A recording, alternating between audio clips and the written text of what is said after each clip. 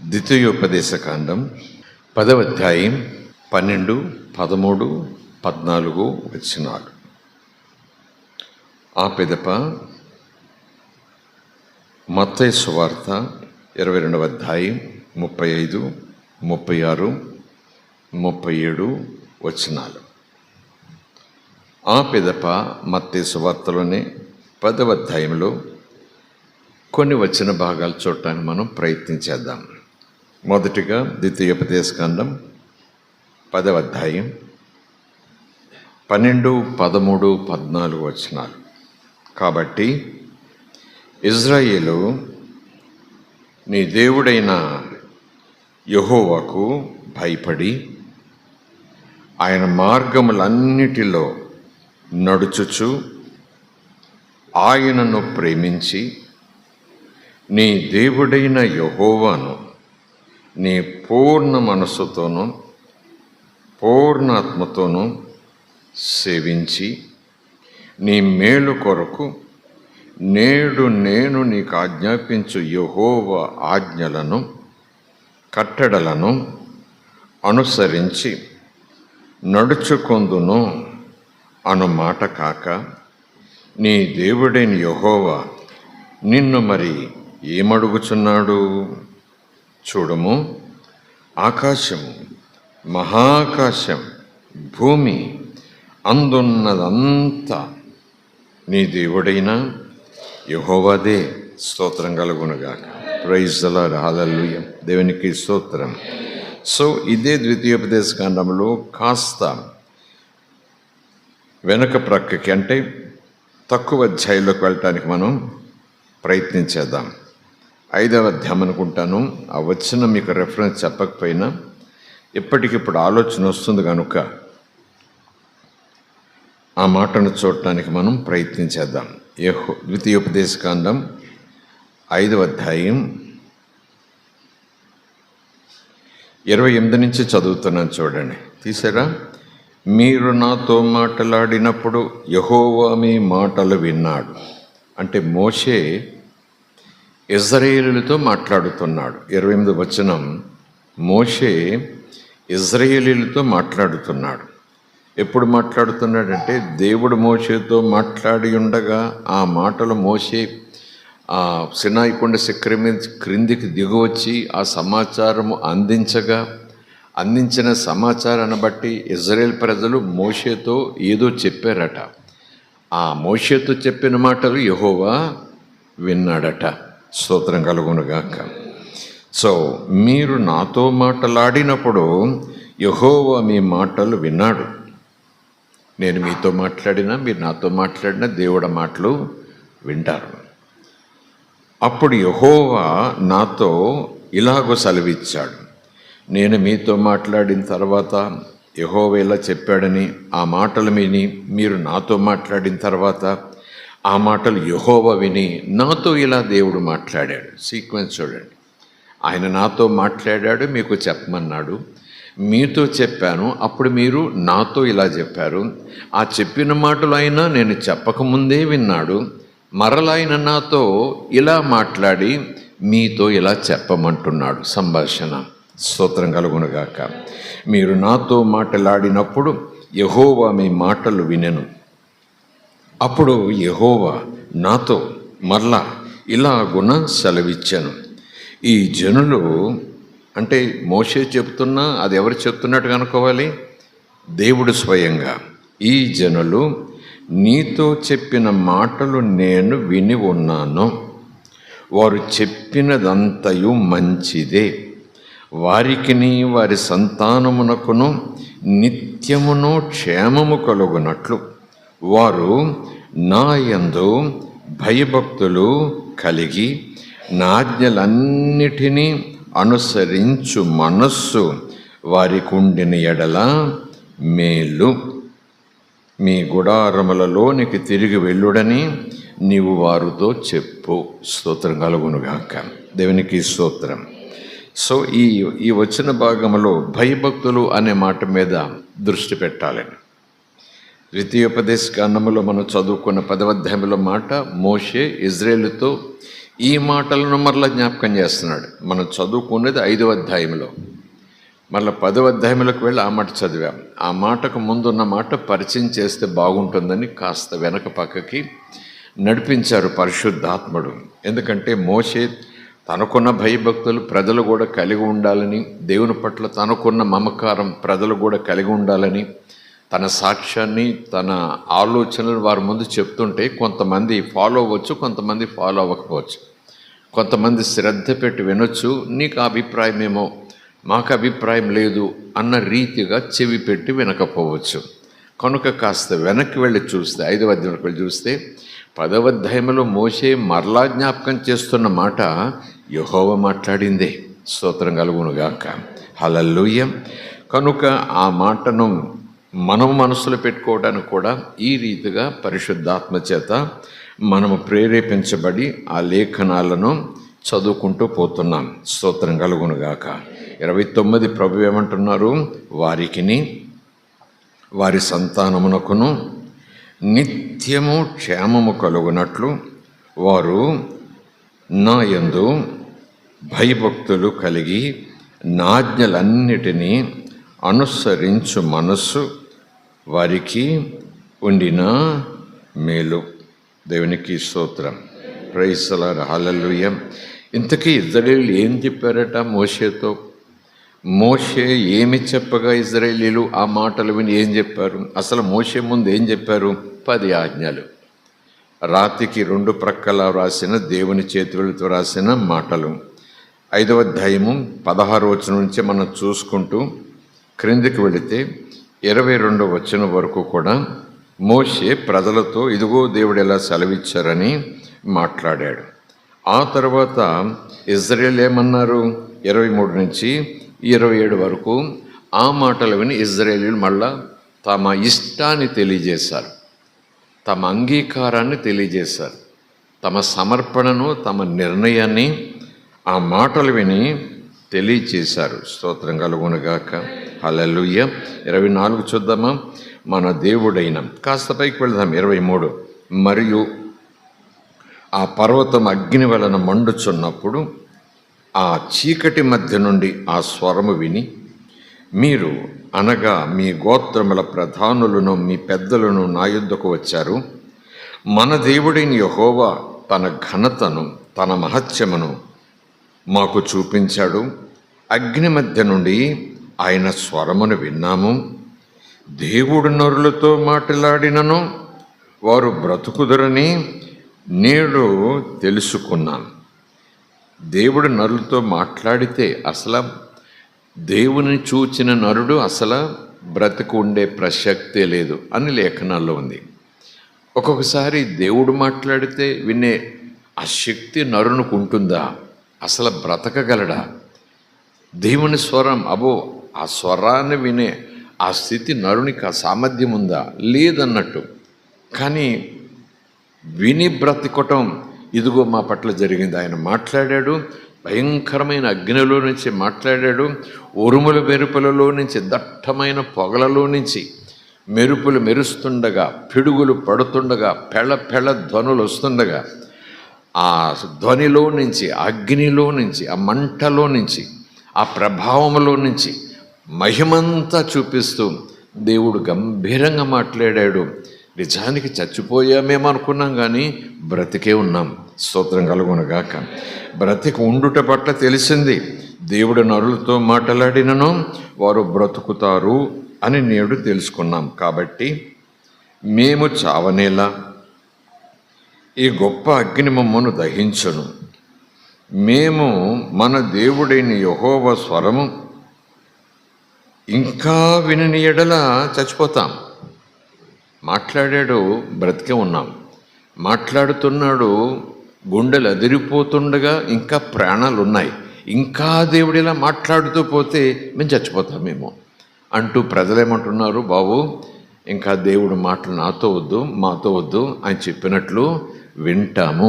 స్తోత్రం కలుగునుగాక. అదే కదా ఇక్కడ ఉంది 26, మా వలె సమస్త శరీరులలో మరి ఎవడు సజీవుడైన దేవుని స్వరము అగ్ని మధ్య నుండి పలుకొట విని బ్రతికెను? ఈ మాటలు ఎందుకు ఇంత వివరంగా నేను చెప్తున్నానంటే, గత వారం ప్రకటన గ్రంథం 2వ అధ్యాయం 1-5 వరకు ఆత్మ సంగమతో చెప్పుచున్న మాటలు చెవిగలవాడు వినుడుగాక. ఆత్మ అంటే తేలిగ్గా తీసుకుంటావేమోనంటే 5 దీపస్తంభముల మధ్యన 5 నక్షత్రములు కుడి చేత పట్టుకుని సంచరించుచున్నవాడు.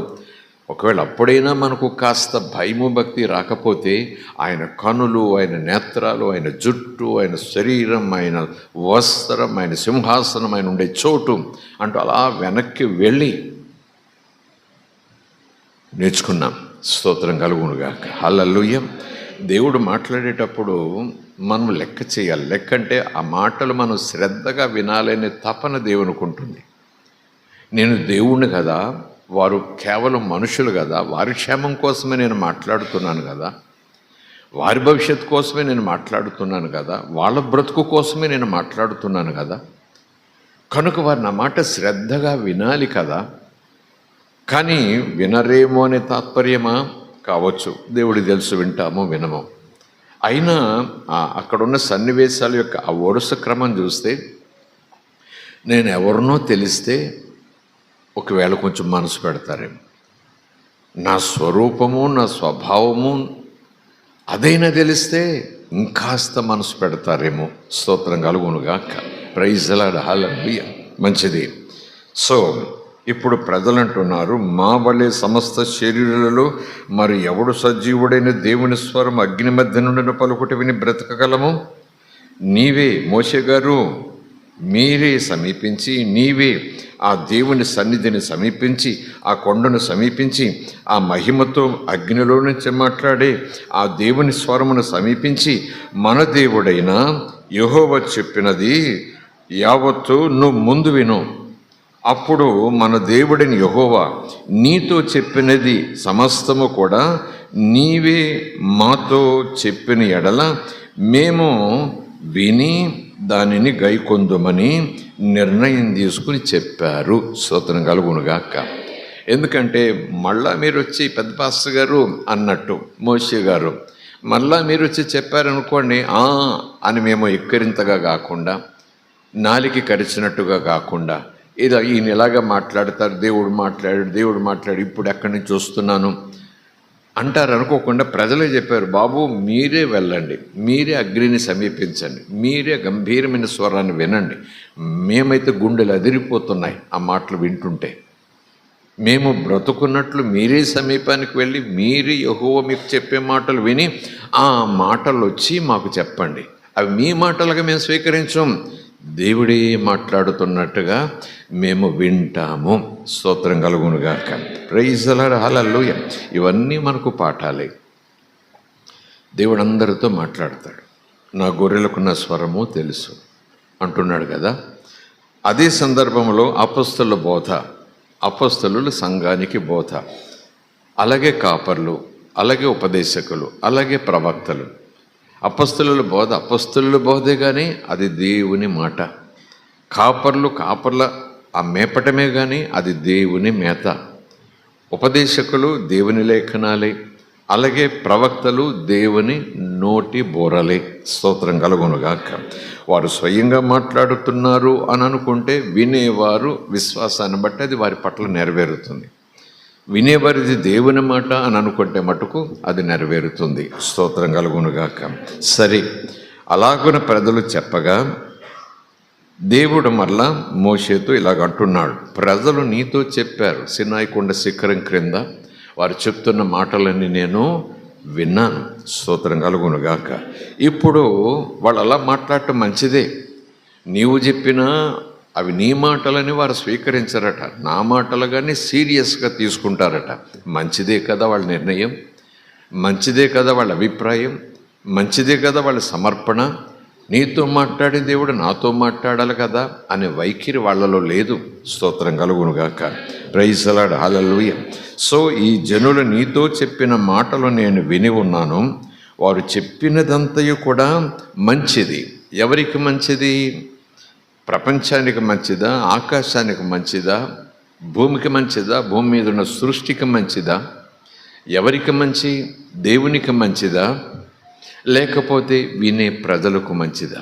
ఆ మాటలు ఎవరైతే పలికారో వారికి మంచిది, వారికి కాదు వారి పిల్లల పిల్లలకు మంచిది. స్తోత్రం కలుగునుగాక. కనుక దేవుని మాటలు, దేవుని ఉద్దేశాలను అర్థం చేసుకొని మనం స్వీకరించి అలా ఉంటాము, అలా నడుచుకుంటాము, ఆ ఆలోచన మాకుంది, ఆ నిర్ణయం తీసుకున్నాము అనే మాట మనకు మంచిని తెచ్చిపెడుతుంది, మనలను మంచిలోనికి తీసుకెళ్తుంది. ఆ మాటకు మనం చెవి యొగ్గకపోతే మనము చెడులోనికి పోయే అవకాశం ఉంది. స్తోత్రం కలుగునుగాక. వారికిని వారి సంతానమునకును నిత్యము, అప్పుడప్పుడు కాదు, నిత్యము క్షేమము కలుగునట్లు వారు నా యందు భయభక్తులు కలిగి నాజ్ఞలన్నిటిని అనుసరించు మనస్సు వారి కుండిని ఎడల మేలు. అనుసరించాలి అనే ఆలోచన ముందు ఎక్కడ పుట్టాలి? అనుసరించాలి అనే మాట మాట్లాడుటకు ముందు అనుసరించే ఆలోచన ఎక్కడ పుట్టాలి? మనస్సులో పుట్టాలి. మనసులో పుట్టగానేనట అక్కడ మంచి రెడీ అయిపోతుందట. అనుసరిస్తేనట ఆ మంచి సొంతం అయిపోతుందట. స్తోత్రం కలుగునుగాక. ఆలోచన మనసులో పుడుతుంది, ఆలోచన కలిగి ఉండటం వారికి మేలు. స్తోత్రం కలుగునుగాక. ఆలోచన కలిగి ఉన్నవారు అనుసరించినప్పుడు, ఆలోచన కలిగి ఉండేటప్పటికే అక్కడ దేవుడు అంతా ప్రిపేర్ చేసేస్తాడు. ఆ ఆలోచన ప్రకారం వాళ్ళు అనుసరించినప్పుడు, నడుచుకున్నప్పుడు, అలాగున వారు చేసినప్పుడు, అలాగున వాళ్ళు ప్రవర్తించినప్పుడు, అలాగున వారు వైఖరి కనపరిచినప్పుడు ఆ మేలు వారికి సొంతమవుతుంది, లేదా ఆ మేలులోనికి వారు ప్రవేశిస్తారు. స్తోత్రం. కొన్ని ఆశీర్వాదాలు ప్రవాహంలాగా వాకిట్లోకి వచ్చి ఇంట్లోకి చొచ్చుకొని వచ్చేస్తాయి. కొన్ని ఆశీర్వాదాలు మన ఇల్లు పట్టదు అనుకోండి, కాసేపు ఆశీర్వాదపు స్థలములలోనికి మనం చొచ్చుకొని వెళ్ళిపోతాం. పాలు తేలు ప్రవహించే దేశం అన్నట్టుగా ఆశీర్వాదపు మేఘములోకి మనం వెళ్ళిపోతాం. కనుక వినుట ఒకటి, శ్రద్ధగా వినుట మరొకటి, విన్న మాటల్లో ఉన్న తాత్పర్యాన్ని అర్థం చేసుకొనుట మరొకటి. అర్థం చేసుకునే దానిని తర్వాత ఒక నిర్ణయం తీసుకోవాలి. అనుసరించాలా వద్దా, ఏకీవించాలా వద్దా, అవుననాలా కాదనాలా, అది కూడా నిర్ణయం తీసుకోవాలి. నిర్ణయం తీసుకున్నప్పుడు ఆ నిర్ణయం అనుసరించాలి, దేవుని మార్గాన్ని అనుసరించాలి, దేవుని మాటను అనుసరించాలి, ఆ వెలుగును అనుసరించాలి అని ఎప్పుడైతే ఆ నిర్ణయం మనసులో తీసుకుంటామో ఖచ్చితంగా ఆ మనస్సు శరీరము ఏకీవించి అనుసరించి, అంటే ఆ వెంట నడిచే మార్గంలో నడిచే ఆ ప్రయత్నాన్ని సఫలం చేస్తాయి. స్తోత్రం కలుగునుగాక. అప్పుడు మేలులు కొన్ని ఎదురొస్తాయి. ఎదురొచ్చే మేలులు ఆస్వాదిస్తూ, ఎదురొచ్చే మేలులను అనుభవిస్తూ, ఎదురొచ్చే మేలుల పట్ల ఆనందిస్తూ, ఆ మేలులను అనుభవిస్తూ, మేలులను చూసుకుంటూ, మేలులను పలుకుతూ, పాడుతూ, మరింత మేలులతో ఉన్న మేఘములోనికి వాళ్ళు నడుచుకుంటూ వెళ్ళిపోతారు. స్తోత్రం కలుగునుగాక. సో ఈరోజు మీకు నాకు ప్రభు చెప్తున్న శ్రేష్టమైన మాట, అనుకున్నాము కాదు, అనుకున్న దానిని మీరు అనుసరించాలి. ప్రభు కూడా చెప్తారు కదా, ప్రభా అంటం కాదు, నేను అన్న మాట చొప్పున మీరు అనుసరించాలి. స్తోత్రం కలుగునుగాక. దేవునికి స్తోత్రం. అక్కడే సంఘం తడబడుతోంది, అక్కడే సంఘం పొరబడుతోంది, అక్కడే సంఘం నులివెచ్చని స్థితిలోకి వెళ్ళిపోతుంది, అక్కడే సంఘం నిర్ణయం తీసుకోలేకపోతుంది, లేదా నిర్ణయం తీసుకున్నా సరైన నిర్ణయం తీసుకోలేకపోతూ ఉంది.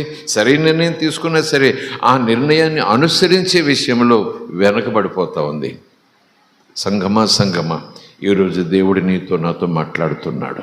స్తోత్రం కలుగునుగాక.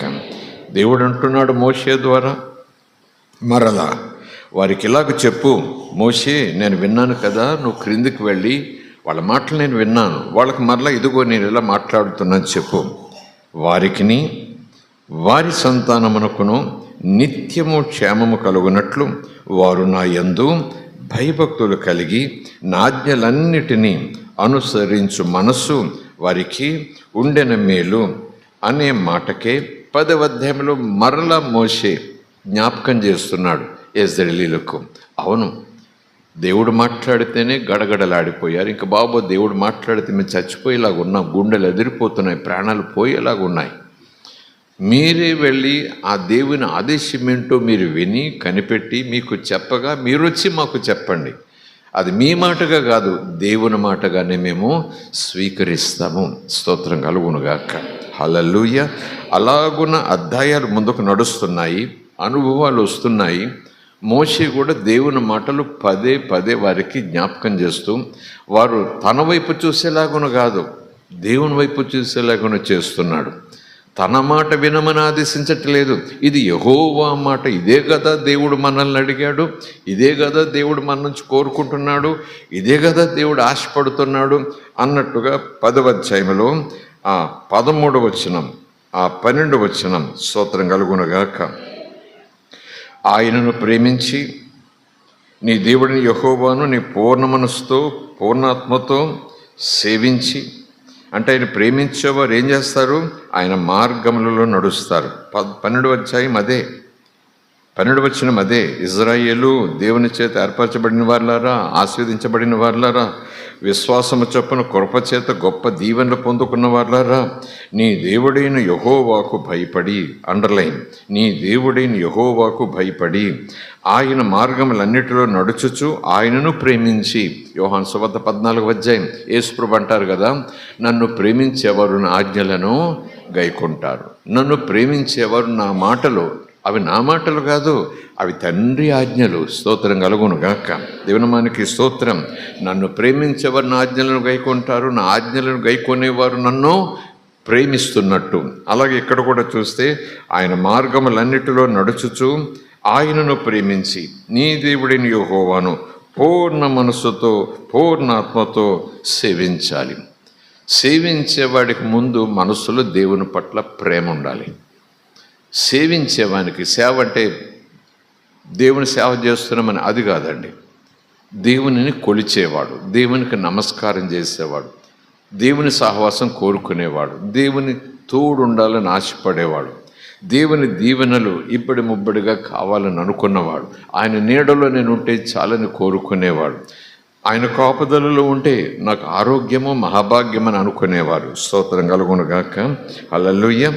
ఆయన మార్గములన్నిటిలో నడుచుచు ఆయన ప్రేమిస్తూ ఆయనను సేవించాలి. ప్రేమ లేకుండా సేవించటం అసాధ్యం. ప్రేమ కలిగి దండం పెట్టాలన్నట్టు, ప్రేమ కలిగి తల వంచాలన్నట్టు, ప్రేమ కలిగి సాగిలపడాలన్నట్టు, ప్రేమ కలిగి శ్రద్ధగా వినాలి అన్నట్టు. ప్రేమ కలిగిన వాడు శ్రద్ధగా వింటాడు, లేదా భయం కలిగిన వాడు శ్రద్ధగా వింటాడు. స్తోత్రం కలుగునుగాక. మరొక వచ్చిన భాగం ఏం చెప్పాను?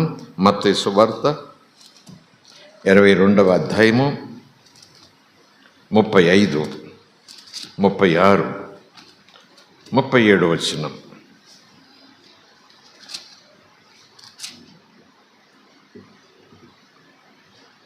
వారిలో ఒక ధర్మశాస్త్రోపదేశకుడు ఆయనను పరీక్షిస్తూ, ఆయనను శోధిస్తూ, ఆయన జ్ఞానాన్ని శోధిస్తూ, బోధకుడా, ధర్మశాస్త్రములలో ముఖ్యమైన ఆజ్ఞ ఏది అని అడిగాడు.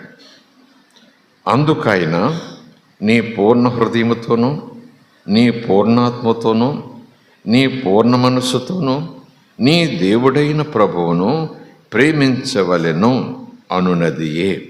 ఇది ముఖ్యమైనదియు మొదటిదియు అయిన ఆజ్ఞ. స్తోత్రం కలుగునుగాక. ఈ మాటలు అందరూ కలిసి చదువుదాము. 35, 36, 37 వచనాలు.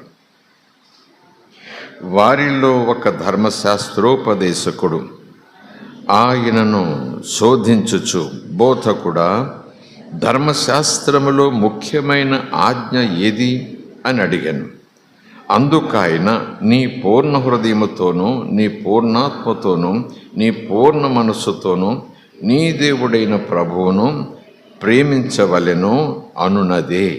ఇది ముఖ్యమైనది, మొదటి ఆజ్ఞ. స్తోత్రం కలుగునుగాక. ఎందుకు ఈ సీక్వెన్స్ నేను ఇట్లాగునా ఆలోచన చేసి మీతో కలిసి ధ్యానించటానికి ఏర్పాటు చేసుకున్నానంటే, అది పాత నిబంధన ధర్మశాస్త్ర కాలము. మోషే ద్వారా యెహోవా తన ప్రజలను వాగ్దాన దేశంలో నడిపించే ఆ ప్రయాణ ప్రయత్నాలు చెప్పబడినటువంటి మాట.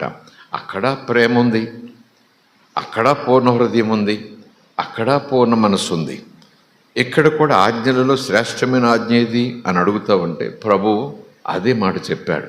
అందుకే నేను అన్నాను కదా, అందుకే లేఖనాల్లో ఉంది కదా, యేసయ్య ఏం మాట్లాడినా అది దేవుని మాటే, తండ్రి మాటే. స్తోత్రం కలుగునుగాక. హల్లెలూయ. అది పాత నిబంధనలో ఉందో లేదో అని ఒకవేళ పరిశీలన చేసుకుంటే పరిశుద్ధాత్ముడు కూడా నడిపిస్తాడు. అదిగో అక్కడ లేఖనం చూడు ప్రవక్త ద్వారా, ఇదిగో ఇక్కడ లేఖనం చూడు ఈ భక్తుని ద్వారా, అదిగో అక్కడ లేఖనం చూడు యోబు గ్రంథంలో, ఇదిగో ఇక్కడ లేఖనం చూడు యెహోషువ గ్రంథంలో. ఎక్కడో ఒక చోట యేసయ్య బోధ చక్కగా కనిపిస్తుంది, తండ్రి మాట. స్తోత్రం కలుగునుగాక. అక్కడ మరి భయము అదేవిధంగా ప్రేమ రెండు సీక్వెన్స్ చేశారు మోషే ద్వారా యెహోవా. ప్రేమ భయము కాదు, భయము ప్రేమ రెండు దేవుడు చూడాలని కోరుకుంటాడు. ప్రేమ ఆహ్లాదంతో ఆనందంతో కూడినది, భయము పూజ్యభావము గౌరవంతో కూడినది. స్తోత్రం కలుగునుగాక. భయము పూజ్యభావం, రెవరెన్స్, ఎక్స్ట్రాడినరీ రెవరెన్స్. ఎంత భక్తి కలిగి ఉండాలంటే దేవుని పట్ల అన్నప్పుడు అమ్మ నాన్నల పట్ల భక్తి లేదు అంతకన్నా ఎక్కువ, గురువు పట్ల భక్తి లేదు అంతకన్నా ఎక్కువ, ఇంకా ఏమైనా ఉంటే లోకరీతిగా అంతకన్నా ఎక్కువగా. అసలు భక్తికి శిఖరం, గౌరవానికి శిఖరం ఎక్కడా అని అనుకుంటే అది తెలిస్తే నాకు అది దేవునికి ఇవ్వాలి. స్తోత్రం కలుగునుగాక. దేవునికి స్తోత్రం. మరక్కడ ప్రేమ గురించి ఉంది, ఇక్కడ ప్రభు ప్రేమ గురించి మాట్లాడారు. మరక్కడ యెహోవాకు భయపడండి అని మోషే ద్వారా దేవుడు మాట్లాడుతున్నాడు. 5వ అధ్యాయంలో చెప్పుకున్నాం, నా పట్ల భయభక్తులు కలిగి వాళ్ళు ఉండాలి అని యెహోవా మాట్లాడాడు. అదే రిపీట్ చేశాడు. అందులో మాట్లాడే భాగమే ఇక్కడ యేసు ప్రభు చెప్పారు అని ఉన్నాము. కానీ ఇక్కడ ప్రేమ గురించే కదండి ఉన్నది. స్తోత్రం కలుగునుగాక. దేవుని మనకి స్తోత్రం. ఇక్కడ ఒక చిన్న మాట మీద మీ మనసు ఉంచాలని ఆశపడుతున్నాను. ధర్మశాస్త్రోపదేశకుడు ఆసక్తితో అడిగాడా, భయభక్తులతో అడిగాడా, అపారమైన దేవుని పట్ల గౌరవంతో అడిగాడా, పరలోక రాజ్యం చేరాలని అడిగాడా, లేదా యేసు యొక్క జ్ఞానాన్ని పరీక్షిస్తూ అడిగాడా, యేసు తెలివితేటలను పరీక్షించాలనే ఉద్దేశంతో అడిగాడా? లేఖనం చూస్తే అడిగినది ఆత్మీయంగా ఉంది, అడిగినది చాలా దైవికంగా ఉంది, అడిగింది చాలా తన భవిష్యత్తు కోసం అడిగినట్టుగా ఉంది, అడిగింది కేవలము దేవుని గురించి అడిగినట్టుగా ఉంది. కానీ ఆ మొదటి పదం చూస్తే ఒకసారి ఆలోచన, ఆయనను శోధించెను, ఆయనను శోధించెను, ఆయనను పరీక్షించెను, ఆయనను పరిశోధించెను. ఆయన తెలివితేటలను జల్లిస్తున్నాడు. అంటే తెలిసి అడుగుతున్నాడా, తెలియక అడుగుతున్నాడా? తెలిసి అడిగినా అది శోధన అవుతుంది.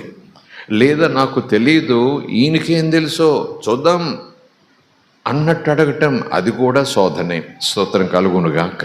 దేవుని మనకి స్తోత్రం. ఒక చోట ఉంది, శోధన అనే పదం గురించి జ్ఞాపకం చేస్తున్నాను. యెహోవా ఎవరిని శోధించడు. ఒకవేళ శోధించబడితే మన దురాశలు, మన శరీర కోరికల వల్ల మనం శోధించబడతాం. కానీ యెహోవా ఎవరిని టెంప్ట్ చేయడు, అపవాది టెంప్ట్ చేస్తాడు. స్తోత్రం కలుగునుగాక. అలాగే మనం కూడా యెహోవాను శోధించకూడదు. యేసు ప్రభు అపవాది పరీక్షించబడుతున్న, శోధించబడుతున్న టెంప్టింగ్.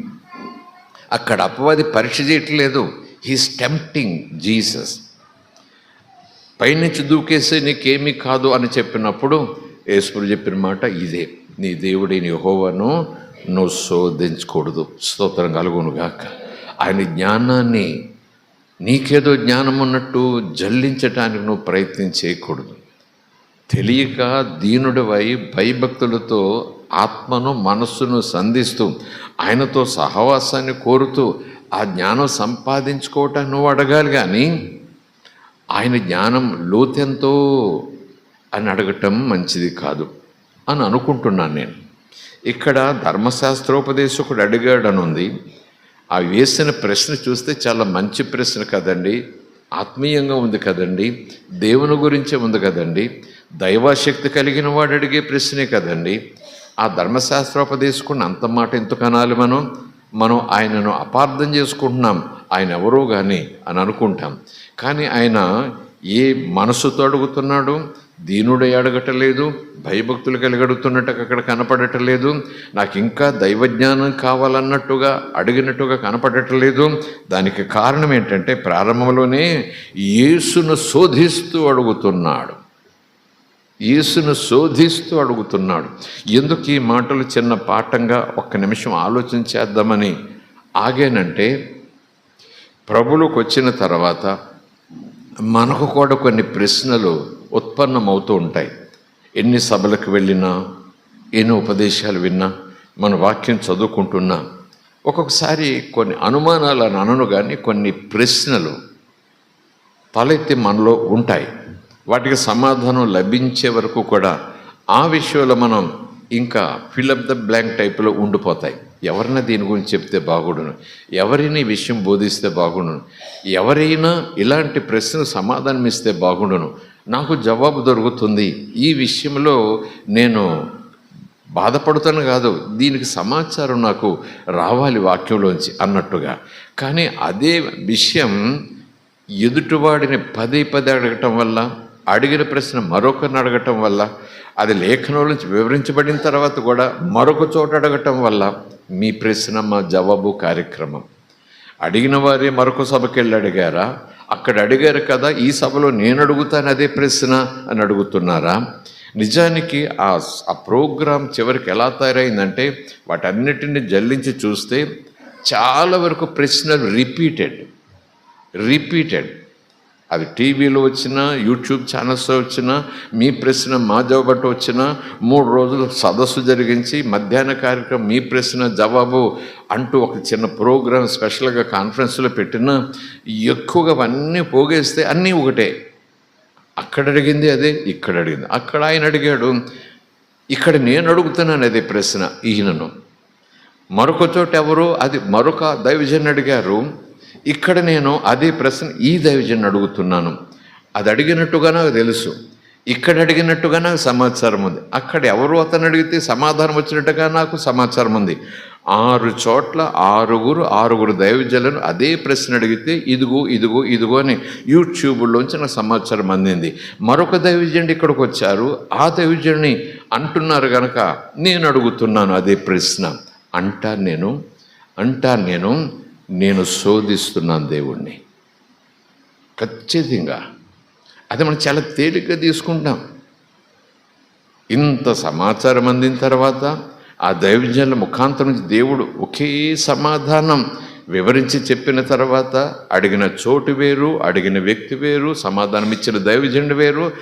6 చోట్ల ఇలా ప్రశ్నలు వేస్తే అదే ప్రశ్నకు 6 వ్యక్తులు, ఆ 6 ఇలా సమాధానం చెప్తే ఒకటే సబ్జెక్ట్ వచ్చింది అందులో.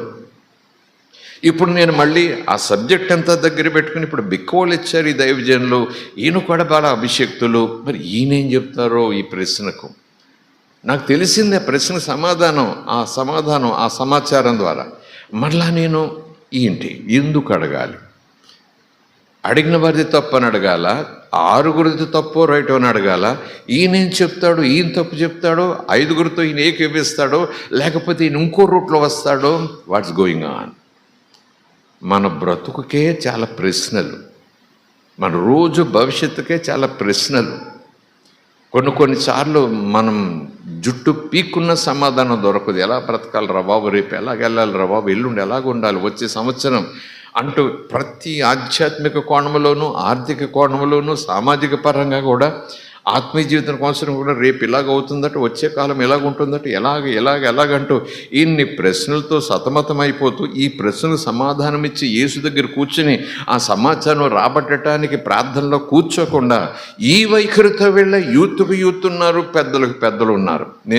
నీ ఉదయం మీకైనా నాకైనా దేవుడు చెప్పే సమాధానం తెలియకయే చాలామంది దేవునిని శోధిస్తున్నారు.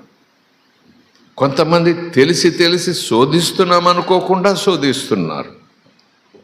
కనుక మీరైనా నేనైనా ఒక సమాచారం మీకు అందిన తర్వాత ఒకరు చెప్పారు, సమాచారం జవాబు వచ్చింది, మరొక దైవజనుడు మరొకరి చేత నేను అడిగించాను, లేదా ఆయన అడిగితే సమాచారం రాబట్టాను. 2 మళ్ళీ 3వ చోట మరెవరు అడిగారు, అక్కడ ఏదో సదస్సులో ప్రశ్న అదే, సమాచారం కూడా వచ్చింది, జవాబు అదే, ఏకమైపోయింది. 1 లేదా 2 లేదా 3 ఆపాలిగా. ఏదైనా నేరము జరిగింది అని అంటే, ఎక్కడైనా అక్రమం జరిగిందని అంటే దేవుడు ఏం చెప్పారు? 1 కానీ 2 కానీ లేదా కనీసం 3 కానీ సాక్షులు.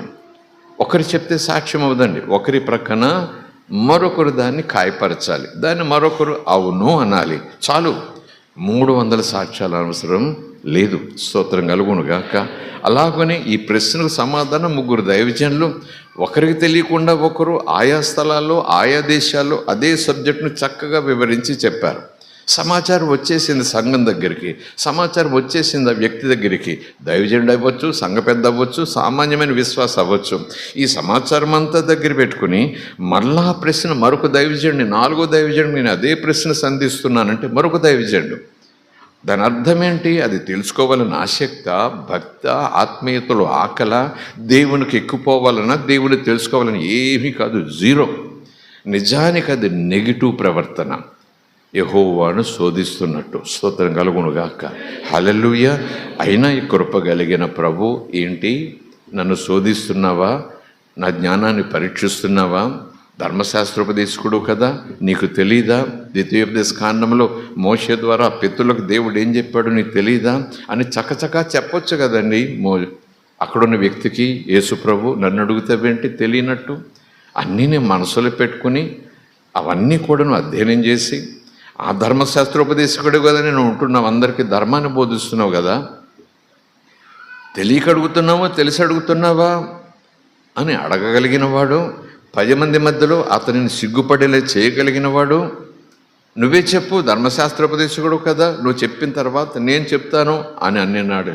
ఆ వచనం చూస్తే అలాంటి వాదం వివాదం పెట్టుకునే అవకాశం ఉన్నా, అది న్యాయబద్ధంగా ఉన్నా, అది నిజమే కదండి అని అన్నా ప్రభు అక్కడ కూడా తగ్గింపే.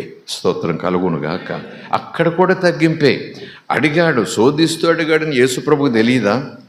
ఎక్కడో మందిరంలో వెనకాల కూర్చుని ఎవరో ఇంట్లో ఎవరినో స్వస్థపరచబోతుంటే ఈయనెవరండి అని, పాపాలు క్షమించడానికి ఈయనెవరండి అని ఒక్కళ్ళు చివరికి కొనుక్కుంటూ సనుక్కుంటూ మనసులో ఏదేదో అనుకుంటే, మీరేమనుకుంటున్నారు నాకు తెలుసు, మీ హృదయంలో ఎలాంటి ఆలోచనలు ఉన్నాయి నాకు తెలుసు అని చెప్పి ఆయనకి ఈ ధర్మశాస్త్రోపదేశకుడు ఎలాంటి మనసుతో, ఎలాంటి భక్తితో, ఎలాంటి ఉద్దేశంతో తనను అడుగుతున్నాడు యేసుకు తెలియదా?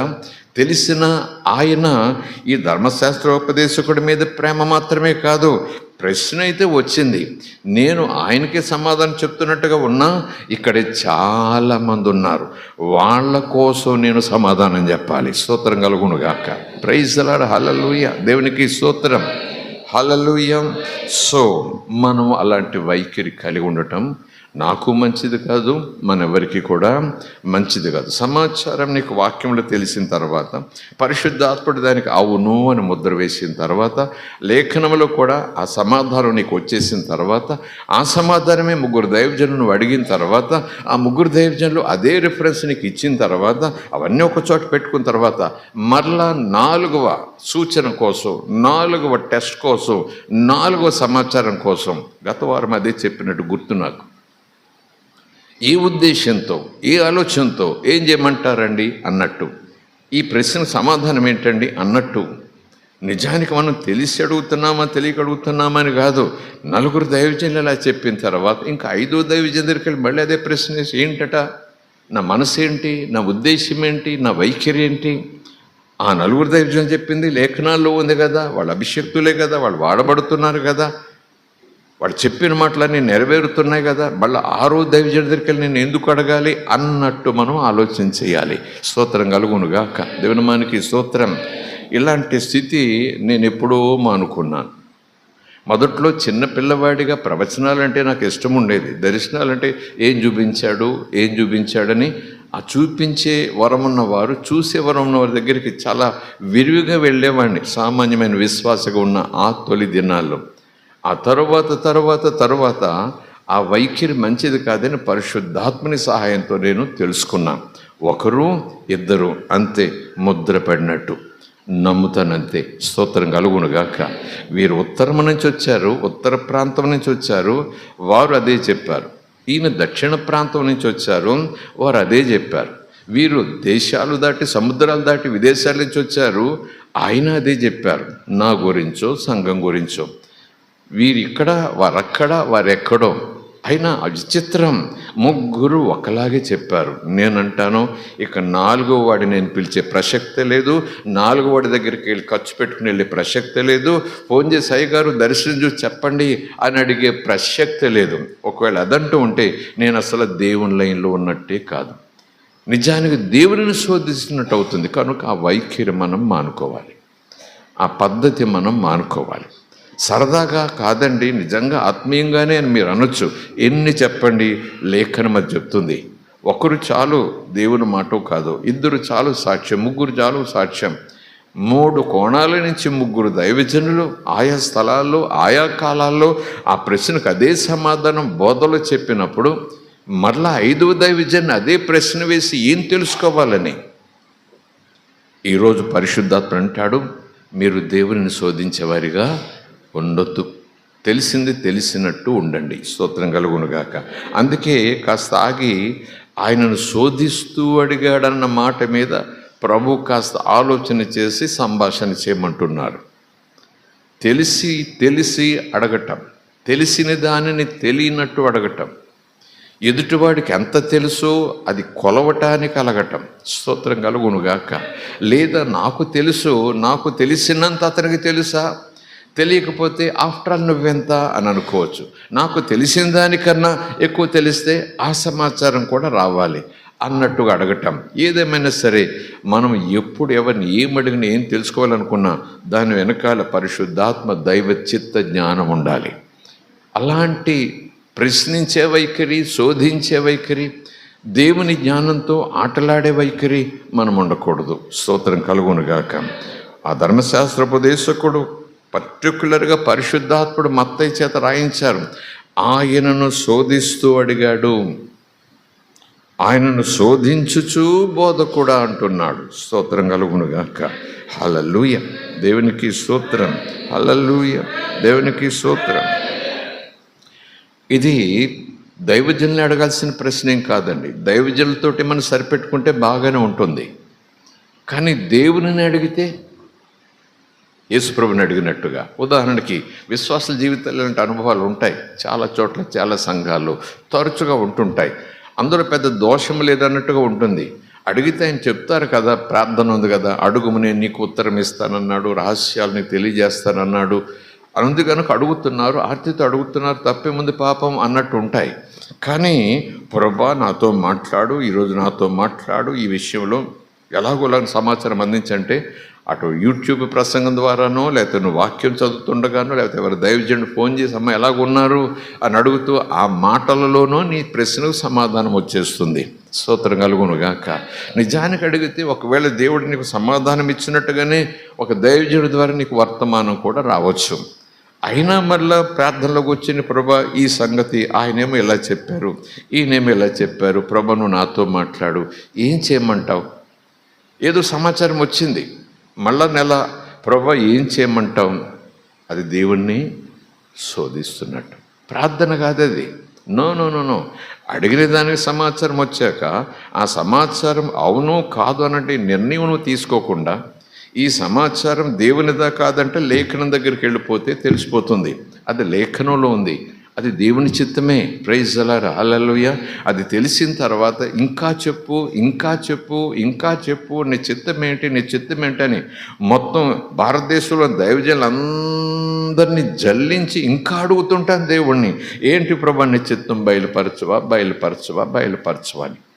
నిజానికి అది బయలుపరచమని అడుగుతున్నట్టుగా ఉంది, ప్రార్థనలో భాగంగా ఉంటున్నట్టుగా ఉంది. దైవజనులు కూడా కనిపెట్టమ్మా, ప్రార్థించు, ఆయన మీకు చెప్తారు అని సాధారణమైనటువంటి సమాచారం ఇచ్చేస్తారు దైవజనులు. కనిపెట్టు, ప్రార్థించి, దేవుడికి బయలుపరచకుండా ఉంటాడా అని ఒక మాట చెప్పేస్తూ ఉంటారు. కానీ అప్పటికే నువ్వు చాలాసార్లు దేవుడిని అడిగావు.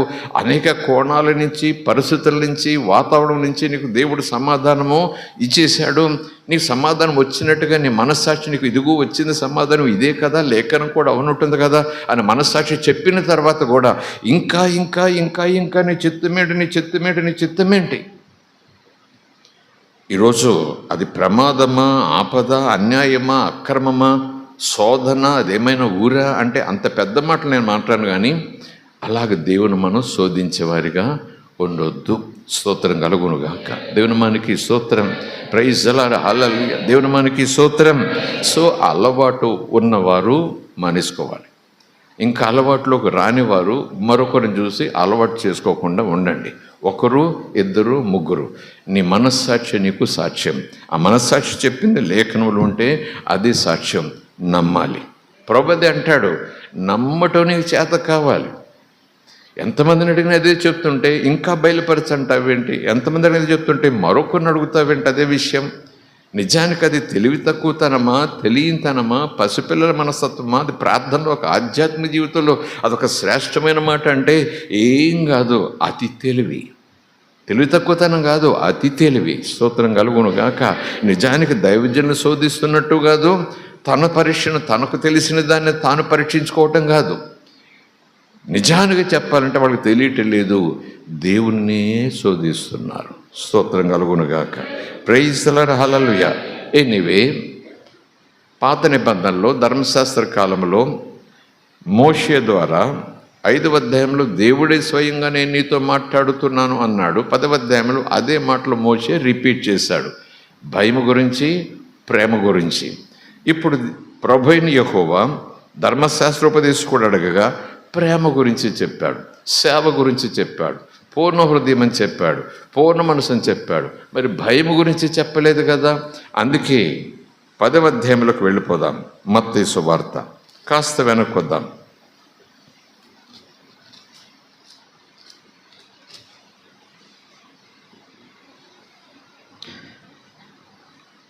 24వ వచనం నుంచి 33వ వచనం వరకు మన మధ్యన వాక్యమైన దేవునికి అందరము స్తోత్రం చెబుదాం. జీవము గల దేవునికి అందరం స్తోత్రం చెబుదాం. శిష్యుడు బోధకుని కంటే అధికుడు కాడు, ఎప్పటికీ కాలేడు. దాసుడు యజమానుని కంటే అధికుడు కాడు.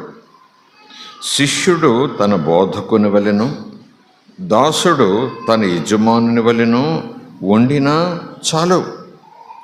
ఇంటి యజమానునికి బయల్జబూలని అంటే దెయ్యములకు అధిపతి అని అర్థం. బయల్జబూల్ అంటే పేరు ఏంటో తెలుసా? పద్మశ్రీ, పద్మభూషణ్ పేరు కాదు అది. బయల్జబూల్ అంటే దాని అర్థం ఏంటి చెప్పండి? దెయ్యాలోడు, దెయ్యాలను మేపేవాడు, దెయ్యాలను పరిపాలించేవాడు, దెయ్యాలను ప్రజల మీదకి పంపేవాడు, దెయ్యాల మీద ఇతడు రాజు. అదన్నమాట బయల్జబూల్ అంటే దెయ్యాల మీద రాజు. దెయ్యాలు ఇతర మాట వింటాయి, రమ్మంటే వస్తాయి, పొమ్మంటే పోతాయి అని ఈ స్పెషల్ పేరు పెట్టారు యేసయ్యకు, బయల్జెబూలు అని. ఎవరు? ధర్మశాస్త్రోపదేశకులే, శాస్త్రులే. దెయ్యాలు పోతున్నాయి, దెయ్యాలు పోతున్నాయి. ప్రజలందరూ కూడా ఏదో ఇంత కనులు చేసుకుని పరిగెత్తుకొస్తున్నారు దగ్గరికి. దెయ్యాలు పోతున్నాయి, దెయ్యాలు పోతున్నాయి, చూస్తే పోతున్నాయట, నువ్వు అంటే పోతున్నాయట, నువ్వా అంటే పోతున్నాయట, నీ పర్మిషన్ తీసుకుని పోతున్నాయట. ఊరు వాడు ఒకటే చెప్పుకుంటున్నారు. నిజానికి దేవుని శక్తి కాదు, నువ్వు దెయ్యాలకు అధిపతివి, నువ్వు పెద్ద దెయ్యాను అన్నట్టు అన్నమాట. నువ్వు ఎలా వెళ్ళగొడుతున్నావంటే అవి నీ చేతుల కింద ఉన్నాయి కనుక నువ్వు ఏం చేయమంటే అవి చేస్తాయి.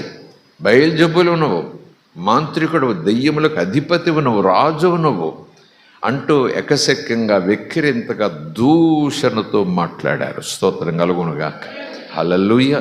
ఒక చోట యేసయ్య అంటారు, ఓకే, ఒకవేళ నేను దెయ్యాలోని, మరి నేను దెయ్యపు మీద అధికారంతో దెయ్యాలు వెళ్ళగొడుతున్నాను అనుకుందాం. మరి మీ పిల్లలు ఉన్నారు, మీ సహోదరులు ఉన్నారు, వీళ్ళు ముసలోళ్ళు అనుకుంటాను, మీ పిల్లలు వాళ్ళు దెయ్యాలు వెళ్ళగొడుతున్నారు కదా, మీ పిల్లలు కూడా దెయ్యాలు వెళ్ళగొడుతున్నారు, యేసునామములో కాదు, వాళ్ళు కూడా దెయ్యాలు వెళ్ళగొడుతున్నారు కదా, మరి వాళ్ళు ఎవరిని బట్టి వెళ్ళగొడుతున్నారు? వాళ్ళు పెద్ద దెయ్యాలా అని అడుగుతాడు. వాడు నోరు మూసేసుకున్నారు. స్తోత్రం కలుగునుగాక. ఎనీవే, ఆ సమాచారాన్ని అలా ఉంచి ముందుకెళదాం. ఇంటి యజమానునికి బయల్జెబూలని వారు పేరు పెట్టి, అంటే ఇంటి యజమాని ఎవరు?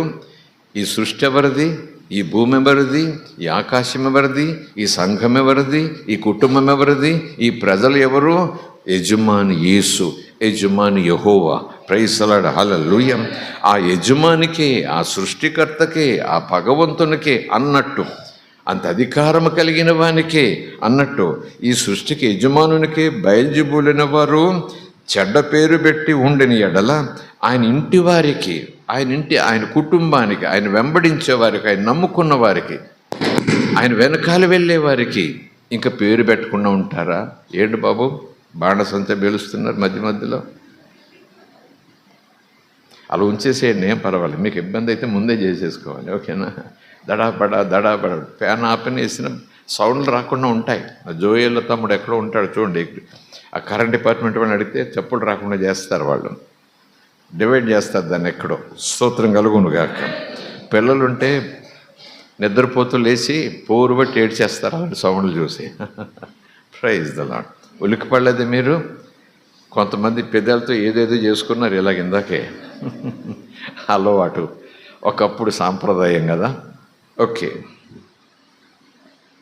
ఇంటి యజమానునికి బయల్జెబూలైన వారు పేరు పెట్టి ఉండిన ఎడల ఆయన ఇంటి వారికి, ఆయన పిల్లలకు, ఆయనతో సంబంధం ఉన్న వారికి, ఆయన నమ్ముకున్న వారికి అన్నట్టు వారికి మరి నిశ్చయముగా ఆ పేరే పెడతారు.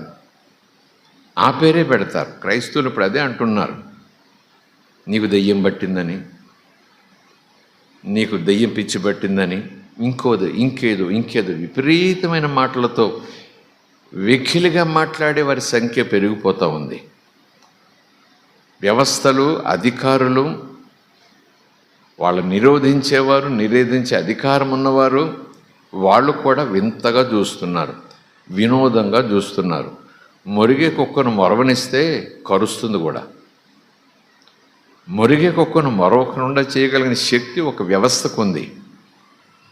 వాళ్ళు చిరునవ్వు నవ్వుకుంటూ కూర్చుంటే ఒకటి కాదు 100 కుక్కలు మొరుగుతాయి, 100తో పాటు 1000 కుక్కలు మొరుగుతాయి. స్తోత్రం కలుగునుగాక. ప్రైజ్ ది లార్డ్, హల్లెలూయా. ఎన్ని పేర్లు పెట్టైనా పిలుస్తారు. వ్యభిచారులు అంటారు, ఇంకోటి అంటారు. చాలా దూరం పోతున్నారు. ఆ 3 మేకులతో కొట్టబడితే 3 మేకుల నుంచి కిందకి రాలేని వాడు నిన్ను రక్షిస్తాడా అంటూ వెకిలి, కింద ఆహా ఓహో అంటూ లైక్లు, దాని వెనకాల చప్పట్లు కొట్టేవాడు, దాని వెనకాల ఏలలు వేసేవాడు. అటుపక్క ఏదైనా ఒక మాట అంటే మనోభావాలు దెబ్బతిన్నాయంటూ లక్షల మంది వీధుల్లోకి వచ్చేసి జెండాలు పట్టుకుని ఏం చేస్తారో అంటే కేకలు. వ్యవస్థలు కదిలిపోతున్నాయి. వాళ్ళే పిచ్చిగా మరొక విశ్వాసాన్ని భంగపరుస్తూ పనికిమాలిన తుచ్చమైన మాటలు స్త్రీలను కూడా లెక్క చేయకుండా మాట్లాడుతుంటే వ్యవస్థలు కళ్ళు మూసుకుని కూర్చుంటున్నాయి, వ్యవస్థలు చేతులు కట్టేసుకుని కూర్చుంటున్నాయి, వ్యవస్థలు చోద్యం చూస్తున్నాయి. వింత ప్రపంచం. ప్రభు అంటాడు, ఏం భయపడకండి, అవమానం అనుకోకండి. నన్నే అన్నారు, మిమ్మల్ని అనకుండా ఉంటారా?